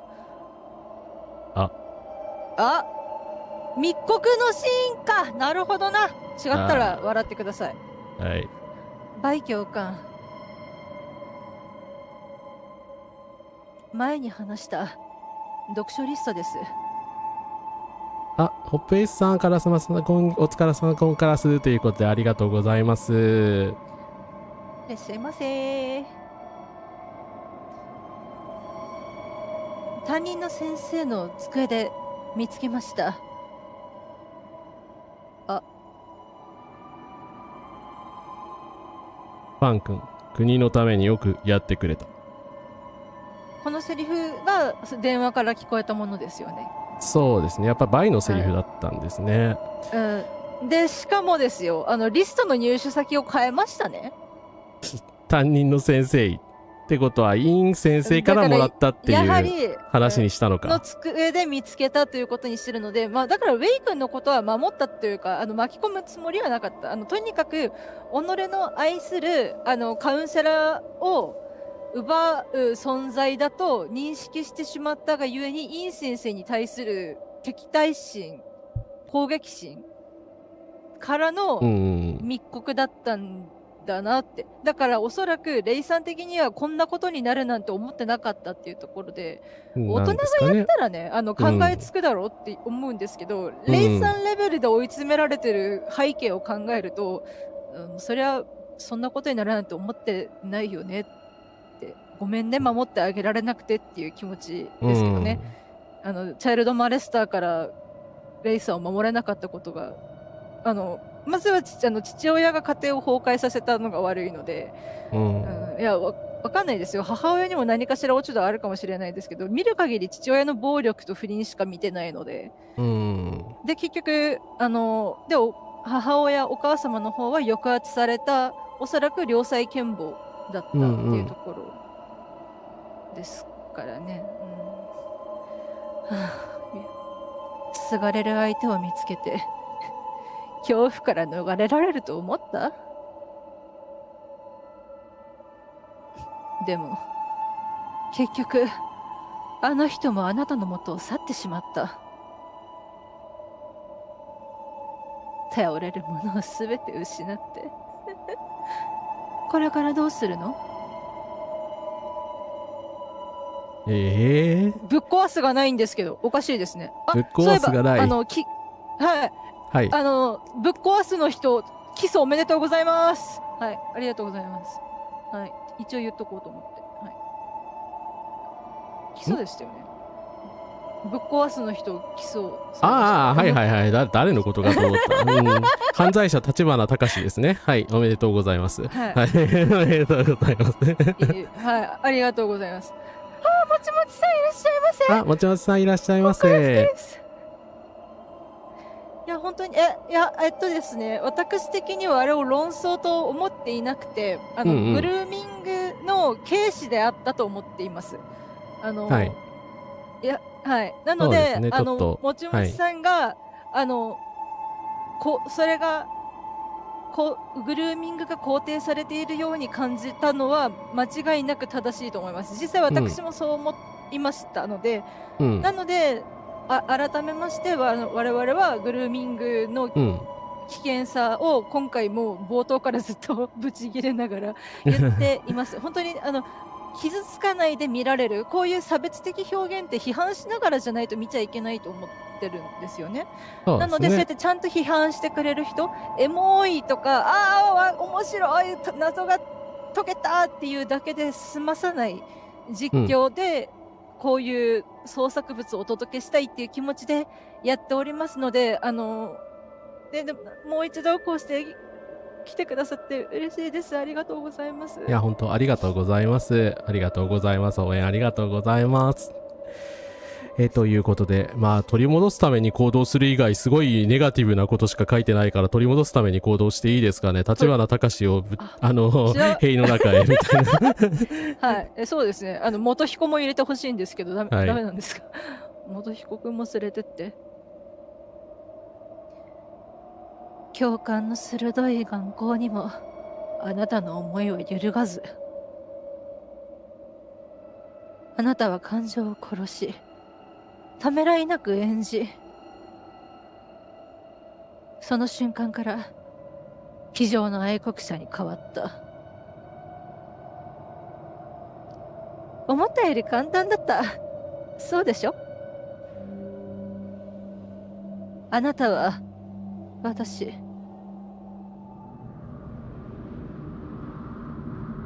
消えてしまった。まあそうですね。非常の愛国者、つまり密告者ですからね。スパイ。そうですね。スパイ防止法反対。スパイ防止法反対。いや、スパイ防止法できたらね、絶対こういうこと起きますからね。はい。起きますよ。これを見といてください。こうなります。はい。はい、で、こういう風になるし、これに伴ったグルーミングとか、そういう性犯罪とか、人権侵害がたくさん起きます。はい。そういうところまで含めたら、そのディストピアを描いているという点では正しいんですけど、はい。正しいんですけどね。もうちょっとその性犯罪とかグルーミングについてもうちょっとじゃねえな、もっとだいぶ批判すべきですね。はい。なので我々が代わりに批判しておきます。はい。はい。あ、ここの屋上は。ここからピョンって飛び降りて、あーって言ったとこですよね、我々が。はい。あ。やっ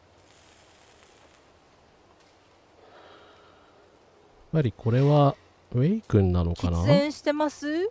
喫煙はあまり良くない行為ですけどまあ60年70年代ぐらいのウェイ君かな、もしかしたらかな。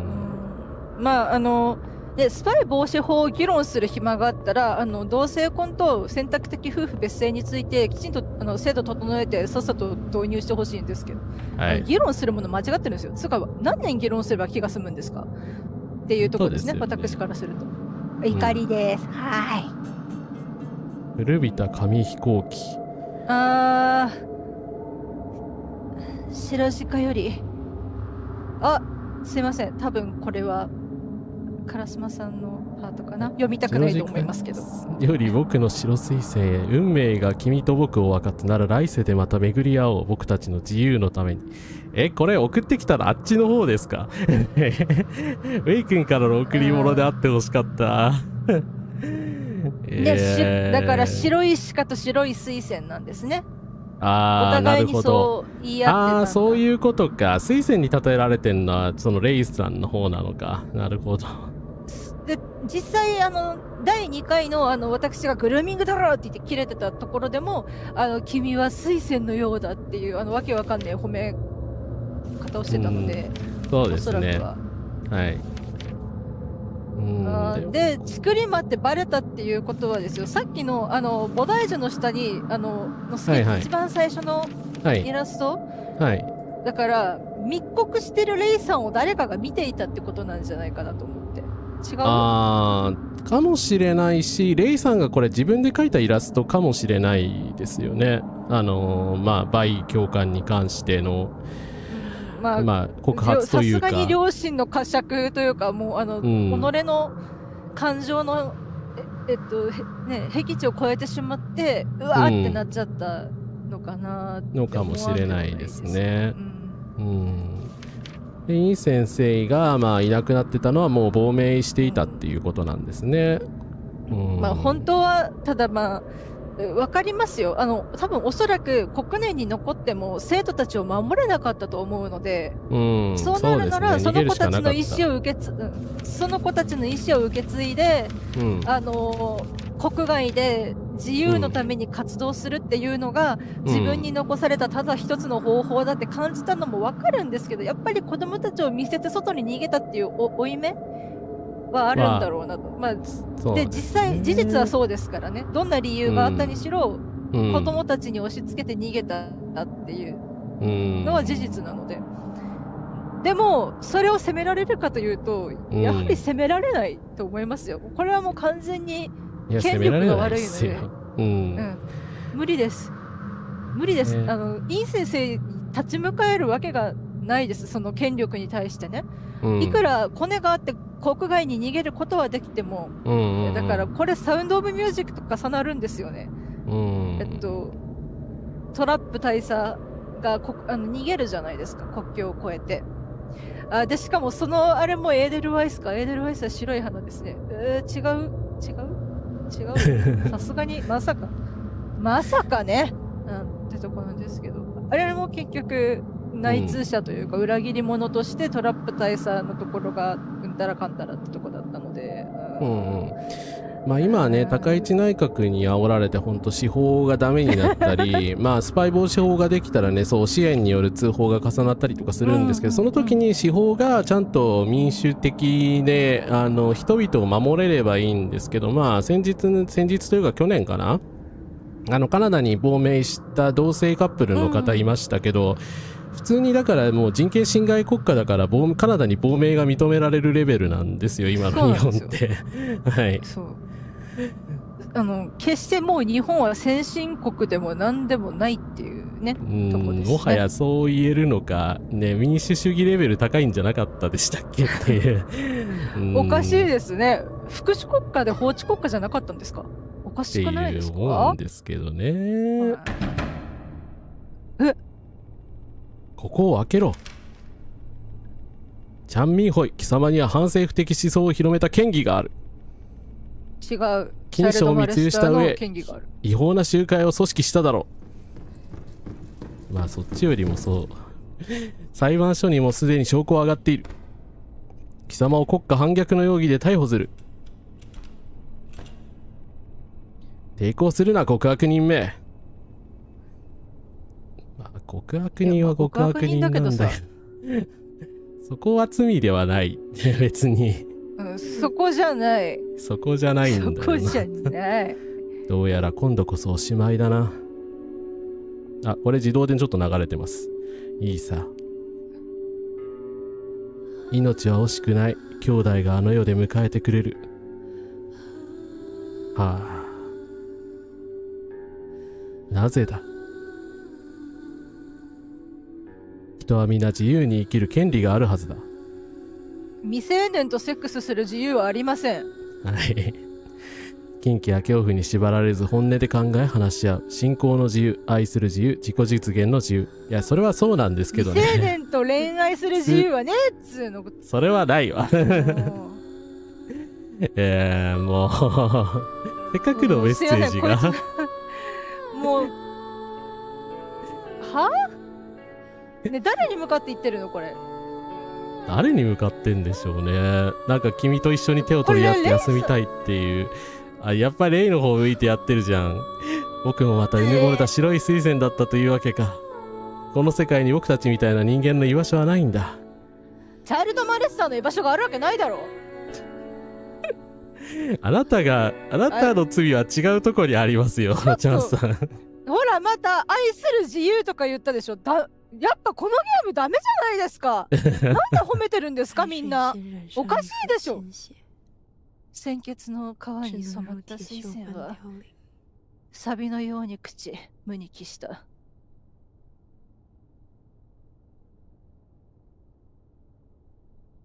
あ、赤い川ですね。ああ、それで赤い川になっていたのということか。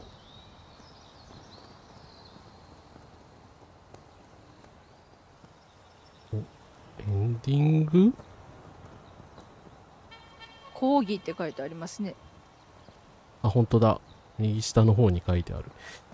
あ、ニルバナさん、こんなカラスです。来ていただいてありがとうございます。ありがとうございます。いや、でもそうですね。いい人側が性犯罪者なのはちょっときついというか、まあいいやつでもないんだけど、そこじゃねえんだよなって感じでしたね、今のセリフ群、ちょっと。だって美談で締めようとしてたでしょ。僕たちの愛は許されなかったって。許されてたまるかよバーカって話じゃないですか。そこだけこの人物の謎がとうとう解けますか？そうですね。御社証明書、氏名ウェイチャンティン、御社の内容、特赦、罪状無効。あ、罪状無効になったんだ。よかったー。あれか、圧政が終わったから、それによってとか。いや、でも、90年代までこういう状況だったんで、多分、じゃあ違うの。そうではないけど、多分、まあでも、まあ、マレスターが全て悪いということで、許されたのかな。まあでもラッキーですよね、これ。70年代とかに許されてんだったら。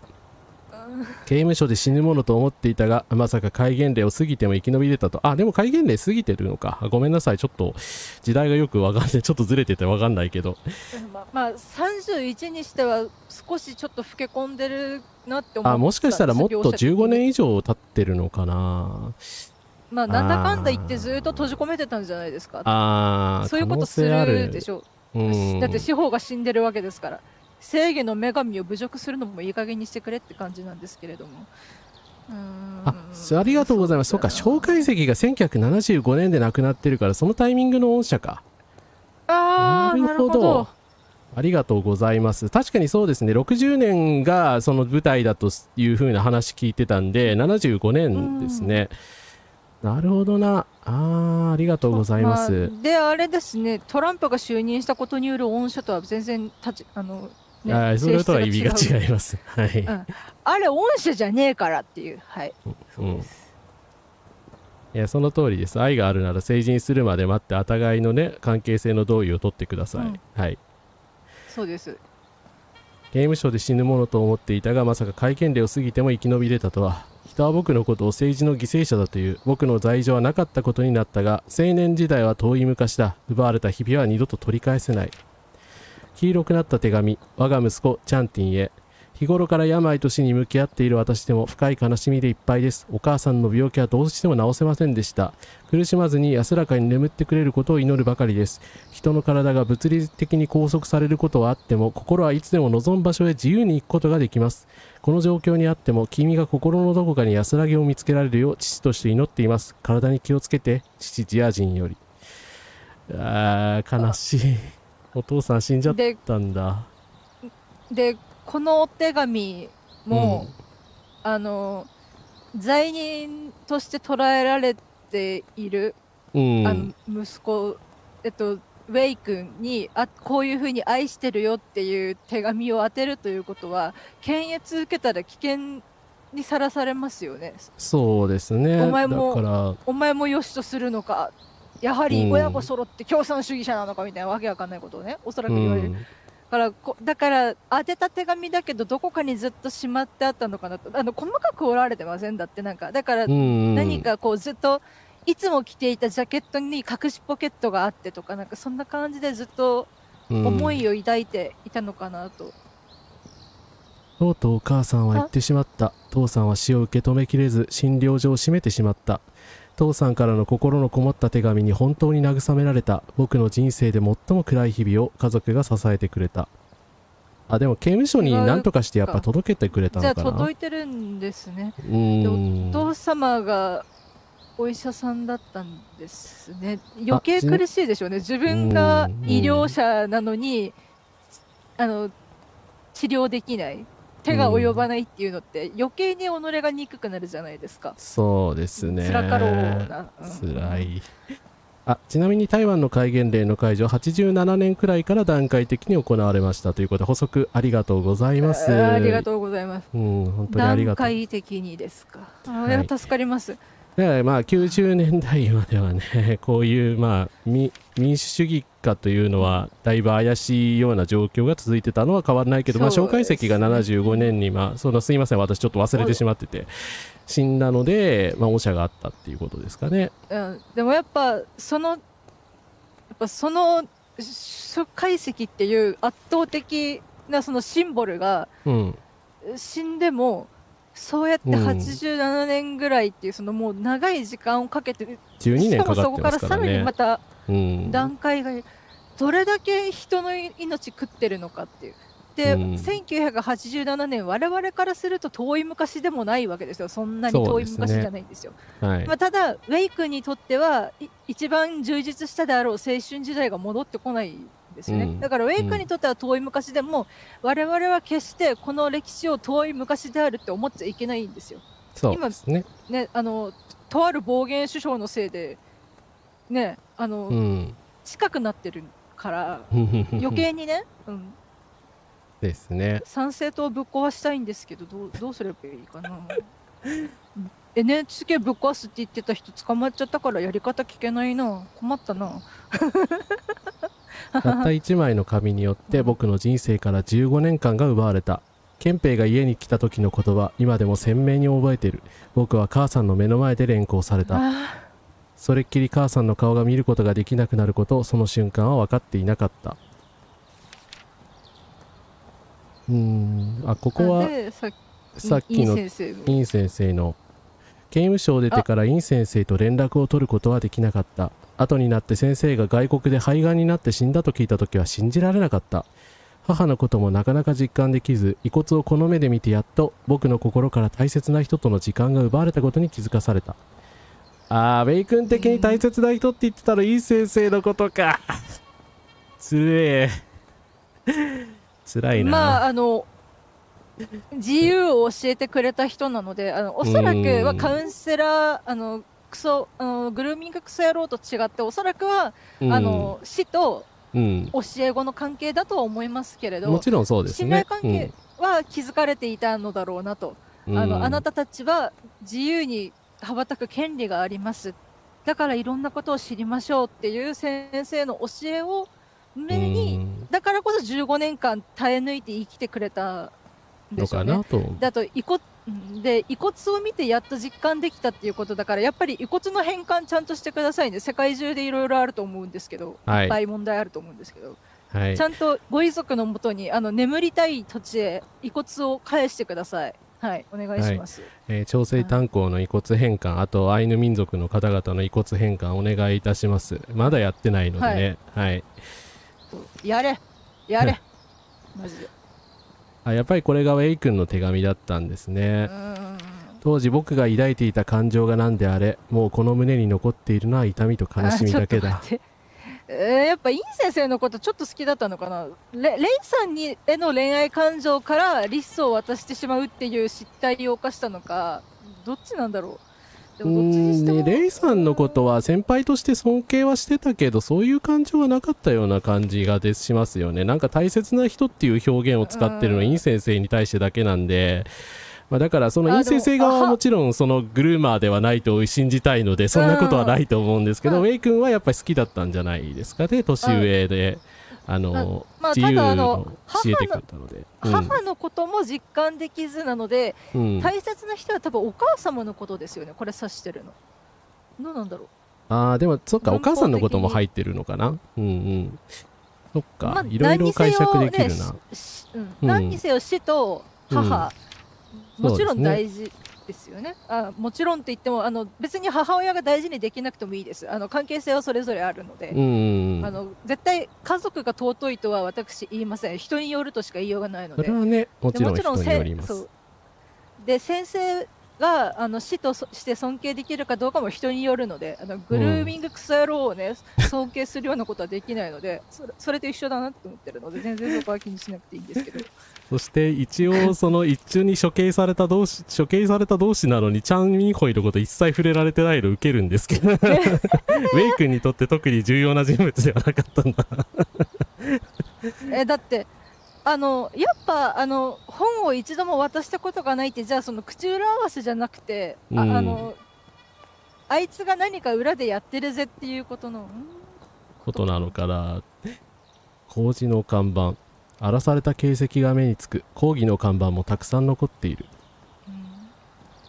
やっぱ罰せられる覚悟を持ってでもこうして抗議するっていう勇気、すごいですよね。本当はね、その抗議したことによって命が脅かされるのはあってはならないことですけれど、権利などでね。っていうか、そもそも抗議されるようなあっせ惜しくなっつう話なのであれなんですけど、ここの坂は作業員宿泊所だ。悲しいな。みんな取り壊しなんて壊されてしまう。ここあれですよね、その警備員さんのとこだったでしょ。そうですね。はい。だからここもおそらくウェイ君が捕まって15年の間に天国は閉ざされ地獄にもたどり着けず、あの子は一人永遠にさまよい続ける。レイさんのことだろうな。ゲームオーバー画面の人かそうですね。これ現実の世界だったんですねなんて書いてあるのかなそれ。消去罪って書いてありますね、それは。そうですね。罪って書いてある。野草愛謝罪。罪を許せ、何の罪を許せなんだろう。上がちょっとわかんないけど、多分上謝ですから、多分罪を許せとかですよね、多分。そういう風に見えますね。はい。中国語が台湾の言葉がわかる人だったらわかるのかもしれない。そうですね。今エピローグに近い状態なんじゃないかと思われます。ウェイさんを操作できているのでいや、よかった。いやでもウェイさん本当に生きてての唯一の救いですね。なんかはい生き延びていてくれたっていうのはやはりだからこのウェイさんの生存、ウェイさんがここで今生きているということ自体が抵抗の成功の証なんだろうなというか、そうですね。この手に自由が戻ってきたっていう証というか、なんていうか、そう、キリスト教？キリスト教のことなのか。でも割とそうあるもんな、ありますもんね。その地域によってはこう貿易とかの関係でいろいろ宗教、海を越えてる場合ももちろんありますので、でやっぱ罪を許すってなるとキリスト教っぽいですもんね。そうですね。道教なのかキリスト教なのかわからないですけど、大きな菩提樹が刈られてしまった。幾多の嵐を切り抜けた老木にも人の欲望という刃に託抗する術は持てなかったということか。このセリフはぐさっときますね。切ないですね。しかも菩提樹っていうのが余計に重いんですよ。菩提樹ですよ、だって菩提樹の下にしかも梅教官がいてなったわけでしょう。なんかいろんな重みがありますよね。だからですね、再開発に反対します私は。マジ一度なくしたもの帰ってきませんからね、マジで。自然守りましょう、マジで、本当に。私多分第1回とかでも言ったんですけど、11月でもめっちゃ暑くて、びっくりして扇風機を取り出しつけるっていうことをしてたんですよ。やっぱりやっぱおかしいぞこの気候はって身につまされてるので、余計に SDGs 持続可能な生活って思って、だからこうやってなんでしょう、自然が刈られるっていうのは、でもそうですね、差別と独裁の中で生き抜くというのは本当に大きなことだと思います。ここはすごく苦しかったと思いますよ。よく生きてくれましたよね、本当に。はい。エンディング。すべて朽ちていく時の流れによって僕もそうだ、時間からは逃れられない。でも今操作はできてます、まだ。はい。ただ制作者の名前が出てますね。エンドロールですね。はい。ストーリーセッティング、ノベルデザイン。やっぱ自分の足で歩いてエンディングを見ていくっていうのもまた重みがありますよね。そうですね。この演出は素晴らしいですね。素晴らしいんだけど、やっぱグルーミングクソ野郎のせいで全てが台無しになってるんですけどそしてそれを誰も批判してないっていうことに対して、私これを称賛していたリベラル派の方々に対しても疑義を呈さなきゃいけないんですけど、どういうつもりなんですか？喧嘩売りますよ、関係がないから喧嘩売っても私怖くないので喧嘩売りますけど、なんで反体制派だったら性犯罪してもいいの？おかしくない？でも最後のセリフはやっぱりね、ちょっとおかしいですよね。なんでそういう話になるっていうそこはね、自由の範囲ではないですからね、明らかに。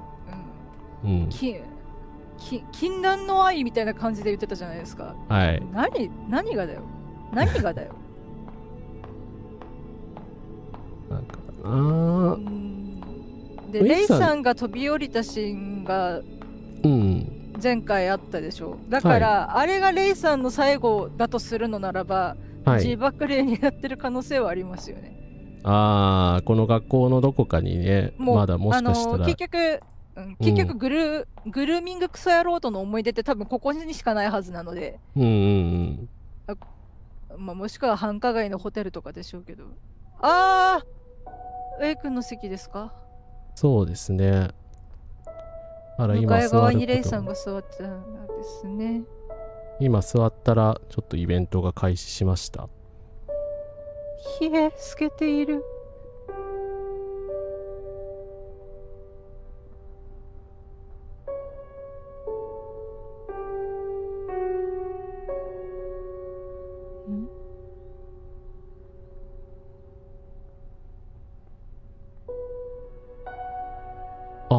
エンドロールだー。終わったのか。これで全ては終わったのか。倫理観が終わった。いいところと悪いところをやっぱり分けて考えないといけないっていうことを教えてくれてありがとうっていうのが一番最初に出てくるのがすごく悲しいんですけど、なんかもっと別のことを言いたかったそうですね。これなんかすごくそのウェイ君のストーリーはすごい素晴らしいと思うんですけど、最後まで生き残ってね、このように悲しいながらも弾圧の中を生き延びてっていう、話にまとまっていたのでよかったなと思うんですけど、レイさんの肝心のレイさんの方がいやちょっと救いがなさすぎますよね。だからグルーミング野郎に振り回されて結局最後ああなってしまったということなのかっていう。だから結局に自分から愛する人を取り上げる恩敵って思って先生を陥れようとしたのに、そいつはまんまと海外に逃げおおせて、私の大好きな人が処刑されちゃった、もうどうしてなんでこうなっちゃったのって言って身を投げたというのだったら、もうちょっといや創作だからしてもいいんですけど、もっと批判すべきです。批判されない、作中でそれをおかしいと描かない、それが正しいというか、あっていい、これこそ自由だ、この時代のせいで許されなかったっていうところを入れる必要あるあるいらんやろって。いや本当にグルーミングの件なかったら全然問題なかったんですけど、なんで入れたんですか、わざわざ。鈴成さん、コンカラスです。来ていただいてありがとうございます。お疲れ様、ありがとうございます。そうですね。やっぱり女性が亡くなるストーリーだなというのもちょっと感じちゃいましたね。はい。落書きだらけになっている。ちょっと待って。刻々時々刻々かな。我、何、立つ、一気。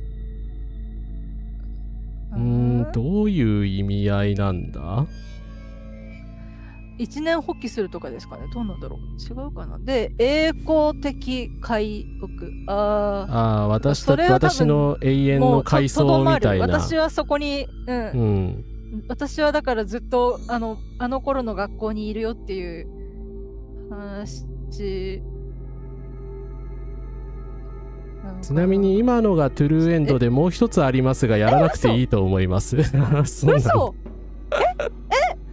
トゥルーにたどり着けたんですか？やった！それはやった！ありがとうございます。いやよかった。ちゃんとなんでしょう、おそらくトゥルーということはウェイ君の生存とかイン先生の生存が分かるか分からないかとかだと思うんですよ。よかったな。であとグルーミングクソ野郎を美談でもトゥルーでも美談にしたということは、もう一つのエンディングの方はちょっと押して知るべきな気がするので、ちょっとそうですね、やりたくないです。そうですね。なんかこれ以上ひどいあれだったらちょっと救いがなさすぎて我々うげーってなってしまった気がするので、これでよかったってよくはないけど、ウェイ君が助かってよかったぜということにしておきましょう。それは本当そうですね。ウェ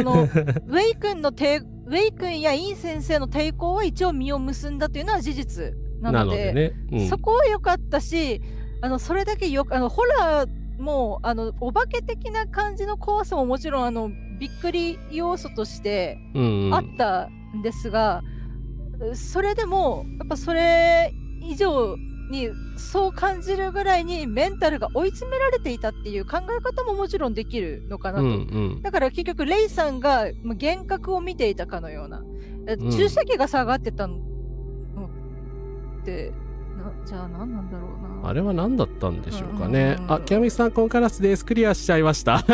ごめんなさい。トゥルーにたどり着けました。はい。トゥルーにたどり着きました。どうにかはい、イン先生とウェイ君という真の自由を勝ち取るため権力に抗った方々の生存を確認できました。はい、ありがとうございます。その点まあただね、それ以外が消費してないか感はちょっとグルーミング周りにあったし、正直設定いらなかったですよね。なんでそういうキャラにしたそのやつをってそうなんですよ。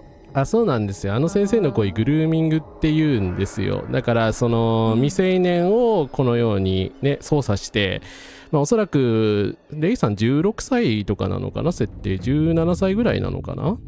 未成年だと思いますのでというか権力関係考えても、3年生だから、いやそうです。権力勾配があるので、はい、グルーミング案件です。それ断言します。はい、その通りです。グルーミング以外の何者でもないです。あれをグルーミングと呼ばないのであればちょっと危険かな。やっぱジャニーズと同じことがされています。本当にはい。そうですね。で実際は私も同じ目に遭いました。本当に、はい、グルーミングってね、本当に追い詰められて周囲から孤立している人、子供を狙うんです。落としやすいから。はい。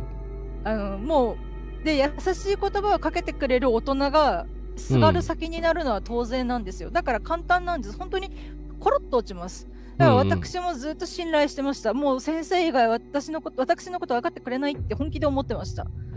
からだからすごくレイさんの境遇が重なったので、レイさんが救われなかったのはあれですけど、でもクソ野郎のせいなんで、クソ野郎が地獄の釜で茹でられてりゃいいなと思いますけどただなのであれは今回このゲームを見ていただいた方にいろいろお伝えしたいのは台湾の状況とかももちろんそうなんですけど、これがグルーミングですっていうことを学んでいただけたらなっていうところ。そうですね。なんか別の方向での学びが得られるというか、そうなんですよね。なんかレイさんの悲劇性を高めるためだけにあったろ感があって、だから正直ちゃん自体がいらなかった気がそうあいついらないんですよ。で、だからもしかすると死刑になったからプラマイゼロだろって思ってる人いるかもしれませんけど、ゼロになるわけないでしょ。マイナスばっかりですよ。そうですね。もちろん反体制側で本をいっぱい輸入してたっていうこと自体は問題ないんですけど、それを読書会には回したことはないっていうのはじゃあ何なのかっていう話にもなりますし、そうだな。でも結局なんだろうな、悲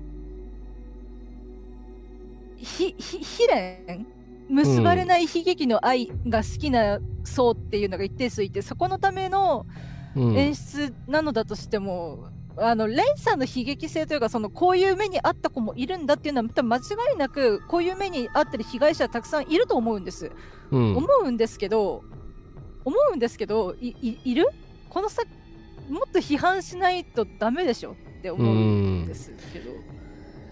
そうですね。なんか最後ウェイ君を操作してて、私もちょっともしかしたら見逃しあったかもしれないですけど、今トゥルエンドだったらしいので、チャンさん、チャンっていうやつからの解放がちゃんと描かれてないかなっていうのがやっぱりちょっとそこは気になりますよね。だって白鹿のペンダントがないからどこにも行けないって言ってたでしょ。もうあれが全て指してるんです。はい。で水仙だから、で鉢植えの水仙が出てきたでしょ。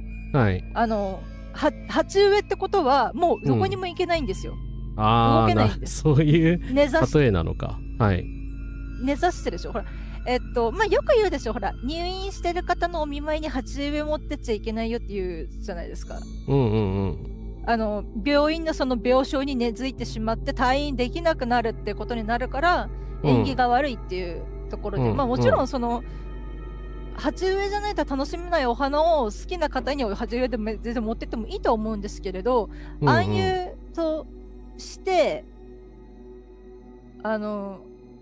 そうだな、もうここに鉢植えの水仙がありましてっていうところで、そして鹿のペンダントがないと私どこにも行けないのっていう、もうだからもうすがりまくってる。で結局そのイン先生を陥れてクソグルーミング野郎を自分だけのものにするためにするためにやったはずの計画がうまくいかなくて、なんならその己の愛する人、まあ勘違いなんですけど、勘違いと言わせてください。もうレイさんの気持ちを勘違いと表現すること以外は全てグルーミングに加担することになるので、恋愛感情があったと私は絶対に言いません。なのでその勘違いなんですけど、愛する人を己の手で死に追いやってしまったっていう負い目からのあれなので、もうレイさんはもうここから動けないっていう、だから呪われてしまってるんですよ、結局グルーミング野郎に。だからそこもちゃんと別件で呪いが解けてない感じがありましたよね。なんか最後までその幽霊としてさわよってたけど、結局まあね、やつを非難しないまま終わっちゃったので、なんかそこから解放されてほしかったですけどね、解放されなかったのかなというちょっと怖さがありましたよね。そこはなんかちゃんと解放されてほしかった。だってレイさんが最後たどり着いたところだってグルーミングクソ野郎にで自由に恋愛もできずっていうわけわかんねえクソ演説聞かされてるところで終わったでしょ。でその後確かウェイクに移りましたよね。だから、レイさんは結局、レイさんは結局ずっとあいつのそばにいるんですよ。よくないです。だからそばにいるっていうかもう囚われてるんですね。だからもはやグルーミング野郎が呪いとかしてるんですよ。化け物です。はい。さすがに、ダメです。だからここをだからこの政権のせいで僕たちは愛し合えず家族も作れなかったんだっていうのはやっぱちょっとって言わざるを得ないですし、やっぱ私としてそれをね批判せずに、いや変更のおかげでね台湾の台湾のことがよく分かって、蒋介石の悪事っていうかそいつがもたらしたものがどうなのか分かってすごく良かった、このゲームやってとは言えないです。はい。っていうところですいません、音花風花がめちゃめちゃ喋ってて申し訳ないです。カラスマさんもすいません。そうなんですよね。だからなんかそのやっぱり余計な要素だったと思うので、本当やっぱり全カットしても別に話成立するし、なんでこれ入れたんだろうっていうのはちょっとありましたね。だから注意書き必須な作品になっちゃってるので、ちょっとそこね、意外っていうか、だって性描写があること自体私知らなかったし、っていう思いましたね、ちょっとそこは。はい。そうですね。なんかまあ高校教師とかってまあドラマとか私見てないですけど、そういうだからね、そう依存的な関係とかビルーミングの美化するドラマとかってまあよくあると思うんですけど、まあそもそも話に関係ないというか必要ないし入れる必要ないみたいなはいとこなんですよね。はい。いやだからもうで結局日本でもこれがすごく、リベラルで素晴らしい反差別のなんかそういう抵抗の作品だとして誰もこのグルーミングの件について批判してないと思うんですよ。ネタバレ踏まないために検索しなかったので、このゲームをやるって決めてからはですね。ただそれまでの中でもこの変更っていうものがたびたびリベラルの中から出てくるわけじゃないですか。で変更でも描かれてたけどみたいな、変更がいいゲームでっていう話はずっと見てるから、でもその中でね誰一人としてここに触れてないんですよ。おかしくないって。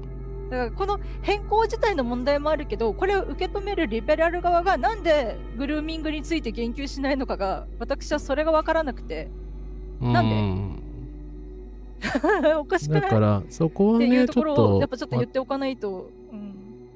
私も検索してないから、そのグルーミング描写ちょっと今確認してみますけど、が批判された形跡ってなるのかなっていう。だから台湾とかでもそう含めてだし、なんつうんですかね、本来だったらすごい批判が集まってたりとか、そういう注意書きがバーンってあったんだったら、それはね、私も承知の上でやってるっていう話になるんですけど、なんか知らなかったのでいや、知らなかったんですよ。でもその変更っていうタイトルがそういうなんかこう台湾のその蒋介石とかがなんかこう君臨している時代のこうしんどかった頃の台湾を描いている作品ですごくいいよっていう話だけは知ってるわけじゃないですか。それとセットで入ってこないっていう、もうその時点でダメなんじゃないかなっていう思うので、なんでそこ拾い上げられなかったんでしょうね。やっぱだから多いんですよ。その徴兵反対、赤紙反対って言って私のね、好きなバンドのボーカルが叫んでから赤いラブレターっていう曲を歌うんですけれど、でもその人全裸監督に出てるんですよ。戦争に反対したり労働参加を歌える人がミソジニスティックだったり性犯罪疑惑があるやつの映画に出ちゃうっていうおぞましさ、だから結局女性性とか制作種とかグルーミングについてちょっと鈍感すぎないかなっていうふうに思うので、これはだからこれはダメですね。ダメです。その点だけでもダメです。はい。だから、やっぱノイズですね。切り分けたらよかったのにな。いや、切り分けてもどうかな。なんかそうなんですよ。だからなんかこういろんな要素を入れてこうゾッとさせに来るっていうスパイスとか、なんかこうあとはそのやっぱりだからレイさんの悲劇のヒロインに仕立て上げる。でなんか結ばれなかった恋人たちっていうのもいっぱいいたっていう話を書きたいけどどうしようかなって思った時にそこにしたのであれば間違いですね。だからイン先生とグルーミングクソ野郎がグルーミングクソ野郎じゃなくて、イン先生とそのグルーミングクソ野郎じゃない世界線のチャン先生だったのが結ばれなかったとかならわかるんですよ。そのイン先生だけが亡命できてコネのないちゃんが逃げられなかったからみたいな、ところ今私悪の手先であるチャット GPT という人とつるんでいるんですけどもやばっ、唐島さんやばいですよそれはチャット GPT さんによると映画版の感想として教師と生徒の恋愛描写にして教師倫理にアウトだという批判が一部にありますって書いてますね。映画版でもここそのまんまなんだって違う教師倫理とかの話じゃもっとそれ以前の話なんですよ。そうですよね。いや当然教師倫理にも触れてるし、カウンセラーだからそのカウンセラーのその職業倫理にも触れてるんです、教師としてもカウンセラーとしても、そして人間としても大人としても社会人としても全部に触れてるんですよ。ダメですマジで本当に。すいません、本当に今回音羽の風花が叫んでばっかりですけど、皆さんお耳大丈夫ですか？申し訳ないですすいません、声量がどんどん大きくなっていって申し訳ございません。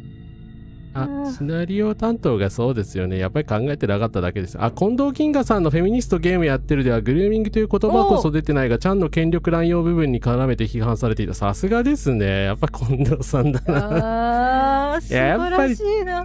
やっぱりちゃんとしたそのフェミニストの人しかちゃんと言ってないんだなというですね、そして今 GPT 君によりますと、ゲーム版では96%が肯定的レビューになっており、批判はあるが全体評価を支配するほどではないというふうに書いてますね。で、英語圏の批評記事では明確な問題点として、グルーミングの描写が挙げられておりますみたいなことが書いてますね。はい。やっぱ海外の方がグルーミングはちゃんと悪だと分かってるんですね。そうですね。そして、正直だからだって 96% 高評価でそれ書いてなかったら、チャットアラーニングしてなかったら分かる子ないですよね。ネタバレだからってのはあるかもしれないですけど、ネタバレで面白くなくなるっていうこと以上に、トラウマを持っている人間を傷つけてしまう可能性を排除することに、踏み切れない創作者やレビュー書く人はダメですよ、と思いますけどね。映画版でもノイズ取り除けられてない綺麗な直哉やんって今呪術廻戦というアニメが人気ですけれども、あれはねちゃんとねグルーマーというかグルーマーっつうか性犯罪者なんだけど、ただのちゃんと極悪人として書かれてるんだけど、なんかでも極悪人なんだけどあいつすごい人気あって人気投票5位とかなんですよね。それはそれでちょっと気になるんですけどよく聞くのは鬼舞辻無惨様大好き、かっこいい、最推し、本命でもそれはそれとして悪いやつだから裁かれるべきっていう意見があるっていう、そうあるべきだと思うんです。だから96% が好評だっていう中にも、ただしちゃんによるグルーミングは許容される、断じて許容されるべきではなく、その点は批判してしかるべきっていうのが、併記されていないのであれば、もうちょっとリベラル派として恥ずかしいんじゃねえんですかねって思わざるを得ないですね。もちろんただのゲーマーもやってるでしょうけどね、ホラーゲー好きな人とか、やっぱホラー好きな人はそういう人権っていうか、ホラーがそもそも人の差別とか恐怖から出てくるものだから、割と差別が元になってたり偏見が元になってたりするので、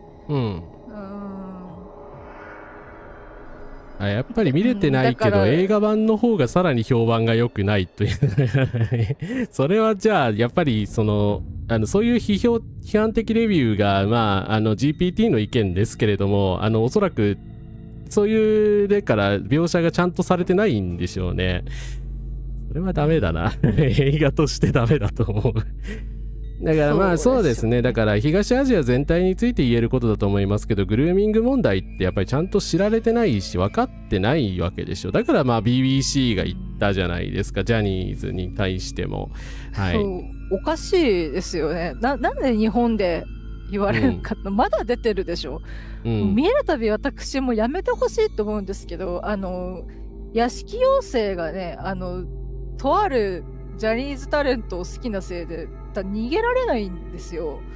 ちょっと辛い。もうずっと私はもうジャニーズに追いかけ回されてるっていう状態でででもあとは芸人とかねもうやってますけどね、悪いこといっぱいセックスプレデターいっぱいいますけど、セクシャルプレデター、いやもう本当に私は辛い、生きるのが辛い。本当グルーミングっていう概念がまだなんでしょうね。だから割とだから私もフィルターバブルの中にいるんだなと思って、私のタイムラインにはちゃんとグルーミングっていう言葉を理解してる人たちのポストが流れてくるから、社会がグルーミングっていうものを動物同士がこう舐め合ってにゃいってする可愛いあれぐらいにしか思ってないっていう、あとグルーミングだからなんでしょうね、成人が未成年に対してそういうふうに囲い込みをする、飼い殺しにする、籠絡するっていうことに対するおぞましさを分かっていただけてないから、やっぱ学校での性犯罪見過ごされたりとかしちゃうんだろうなって。最近はあれですね、何でしたっけ、中学生の娘に性性暴力してて、うんうん裁判になってた父親が無罪になりましたけど、なんで無罪になったと、まあ、もちろん真実はどうか分かんないですよ。ただ被害者訴えた起訴された時点で多分ですね、その父親やその支持者とかから攻撃は受けてると思うんです。なんでそんなこと言うんだ、お前だって乗り気だったじゃないかとかわけわかんないことを言われて、うんうん、でだから被害者ってこれ以上傷つきたくないっていう防衛心から、うん、供述というか証言を翻すことがあるんです。実は同意だったとかかなみたいな、あんまり嫌じゃなかったっていうか、そんなことなかったよとかわけわかんって言って翻すんですけど、で割とね、なんかそうやって証言を翻すことを、なんでそんなめんどくさいことしてくれるんだっていう捜査機関みたいなのが描かれてるたびにイラってするんですけど、もっと被害者に寄り添えバカ野郎って思うんですけどね、私としては。そうだから本当にそこのところの、だから今回っていうか、本当つい数日の間にも私はいろんなセックスプレデターからや、それを容認してしまう社会からサードレイプを受けているような状態でメコメコなんですけど、だから今回ちょっとねこのゲームでしっかり怒っておかないと。ただ私みたいな人っていっぱいいるんです、残念なことに。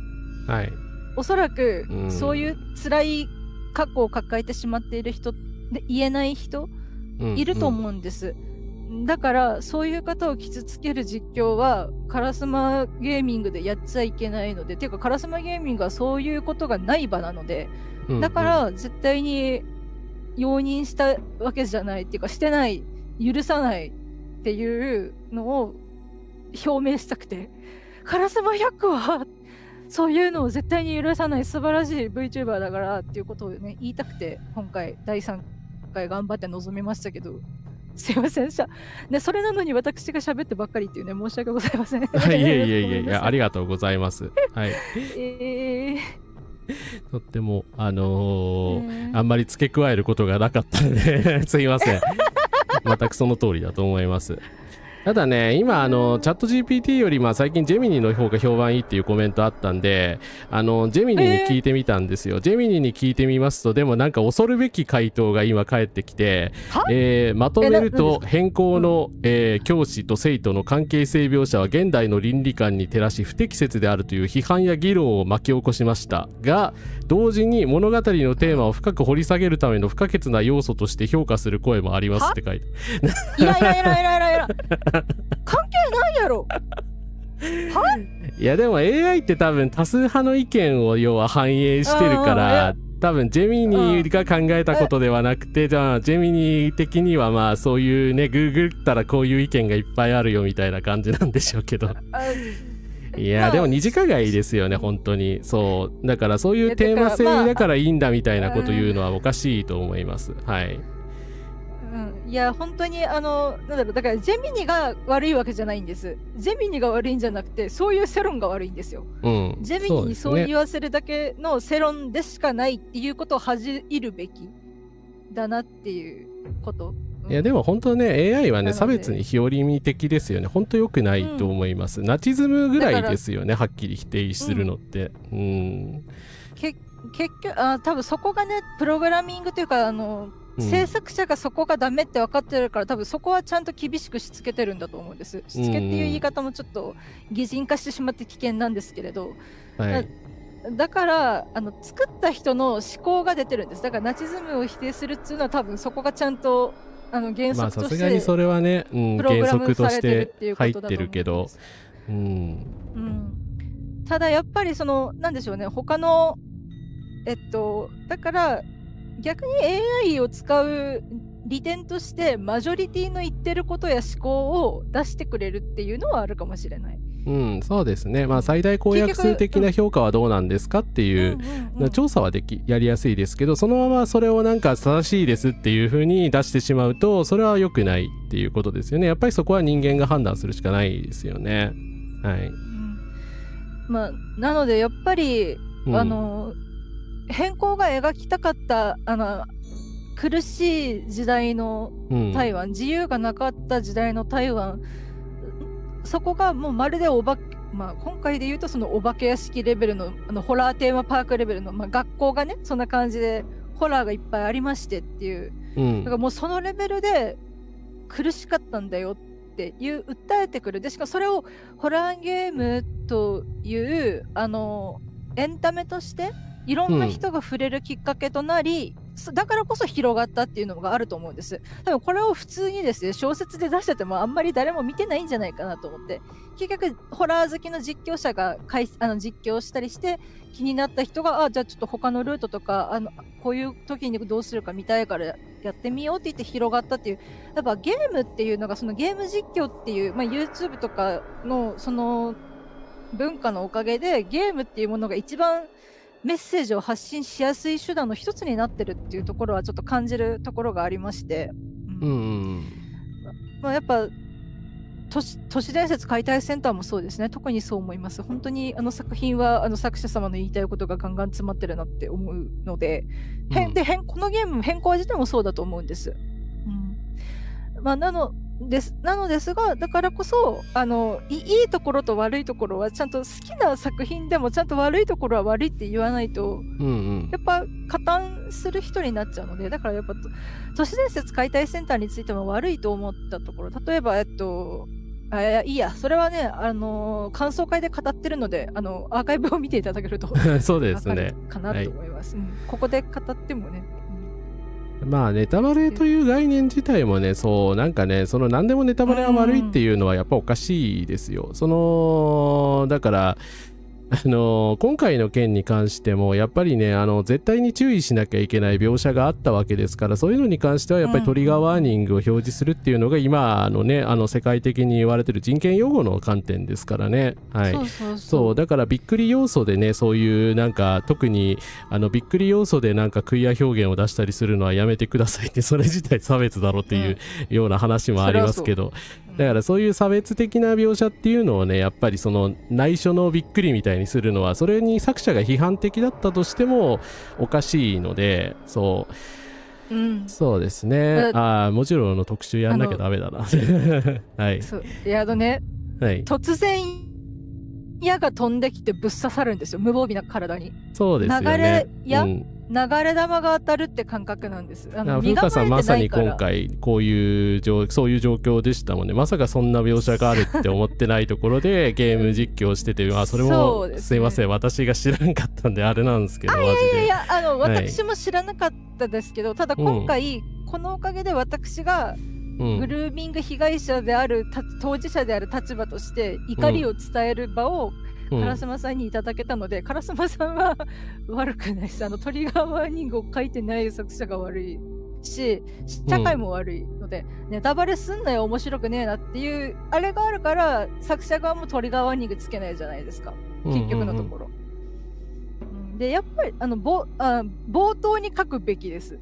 いつでも一番最初に出すべきです。どこにあるかまでは言わなくていいけど、こういう描写あるけど本当に大丈夫で、特に例えば動画で見せられたら場合にはすぐ閉じたり電源消したりできますけど、映画館とかっていう逃げようがないですよね。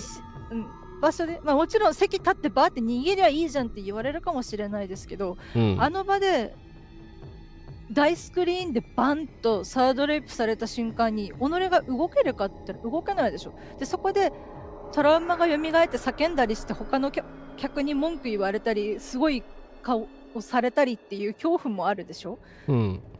それを考えたらやっぱりちゃんともうっていうか映像の最初でも出すべきだし、広告っていうかポスターとか、なんかあらゆるものに書くべきです。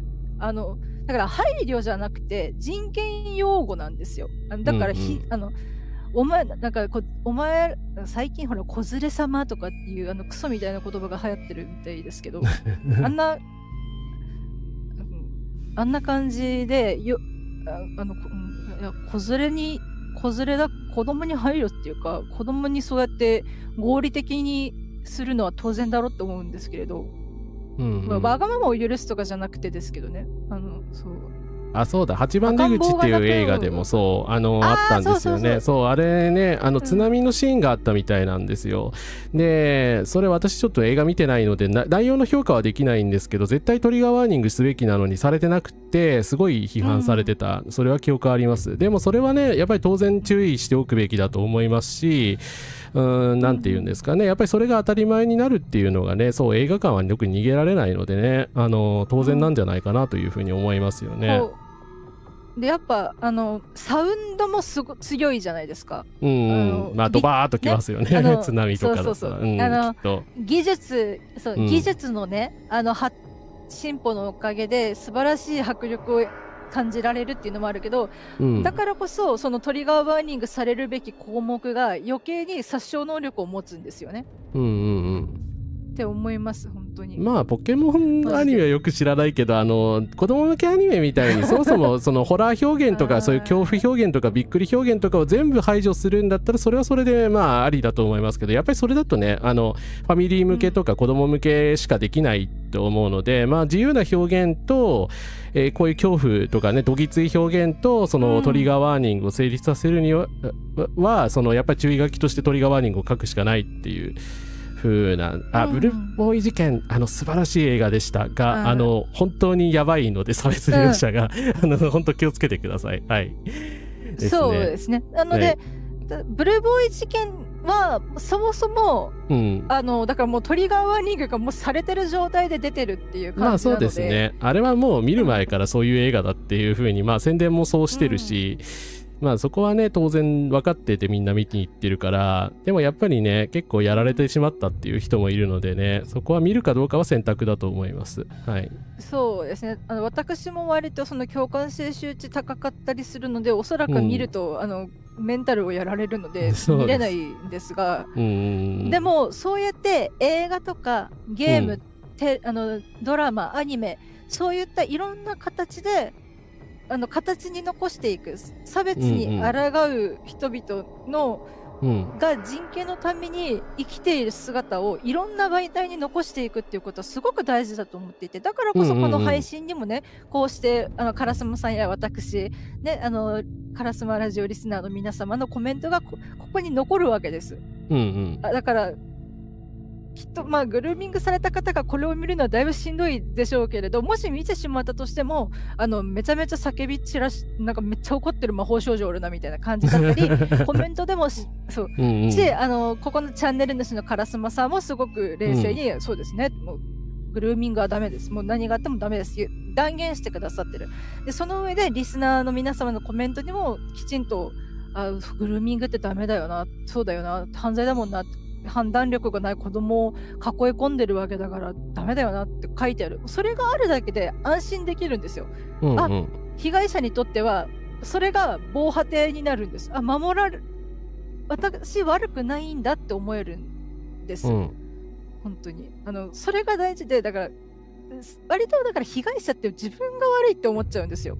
断れなかった自分が悪いとか、そういう状況を招いてしまった自分が悪いって思っちゃうんです。私もだから2ヶ月ぐらいずっとそう思ってたので、全然そうじゃなかったっていうのはやっと人に言ってやっと大ごてだったんですけど、でも結局、いや待って、ここで話さないで、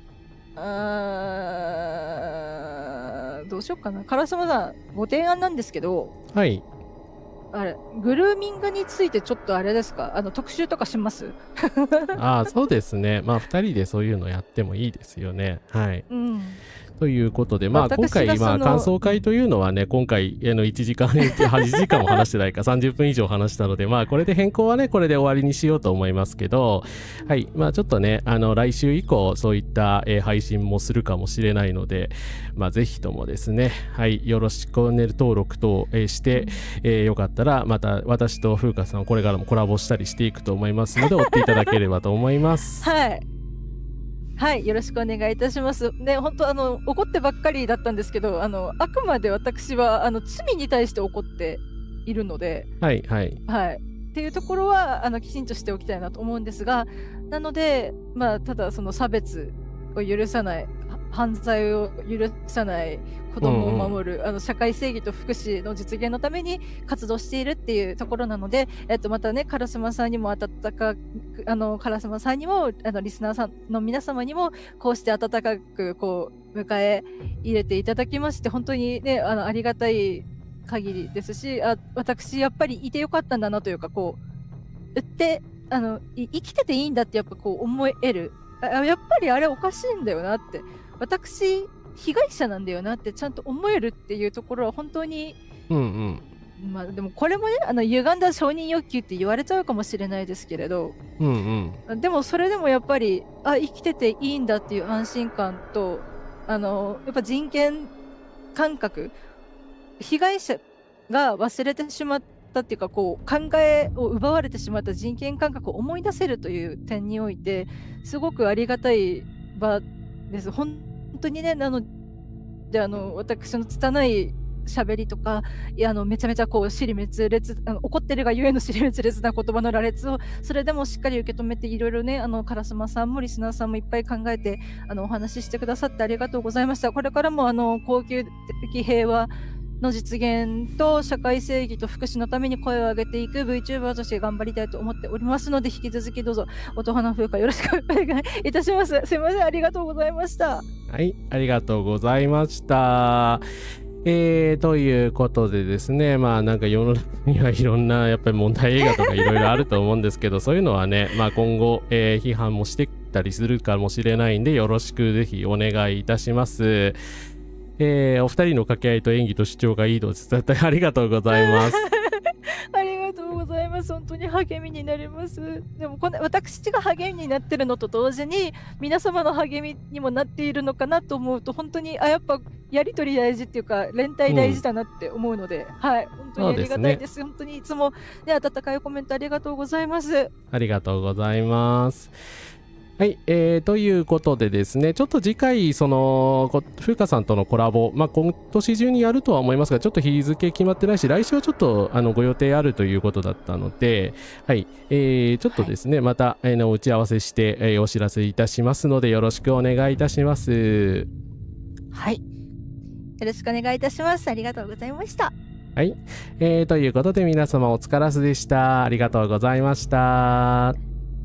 お疲れ様でした。おやすみなさいませ。おやすみなさいませ。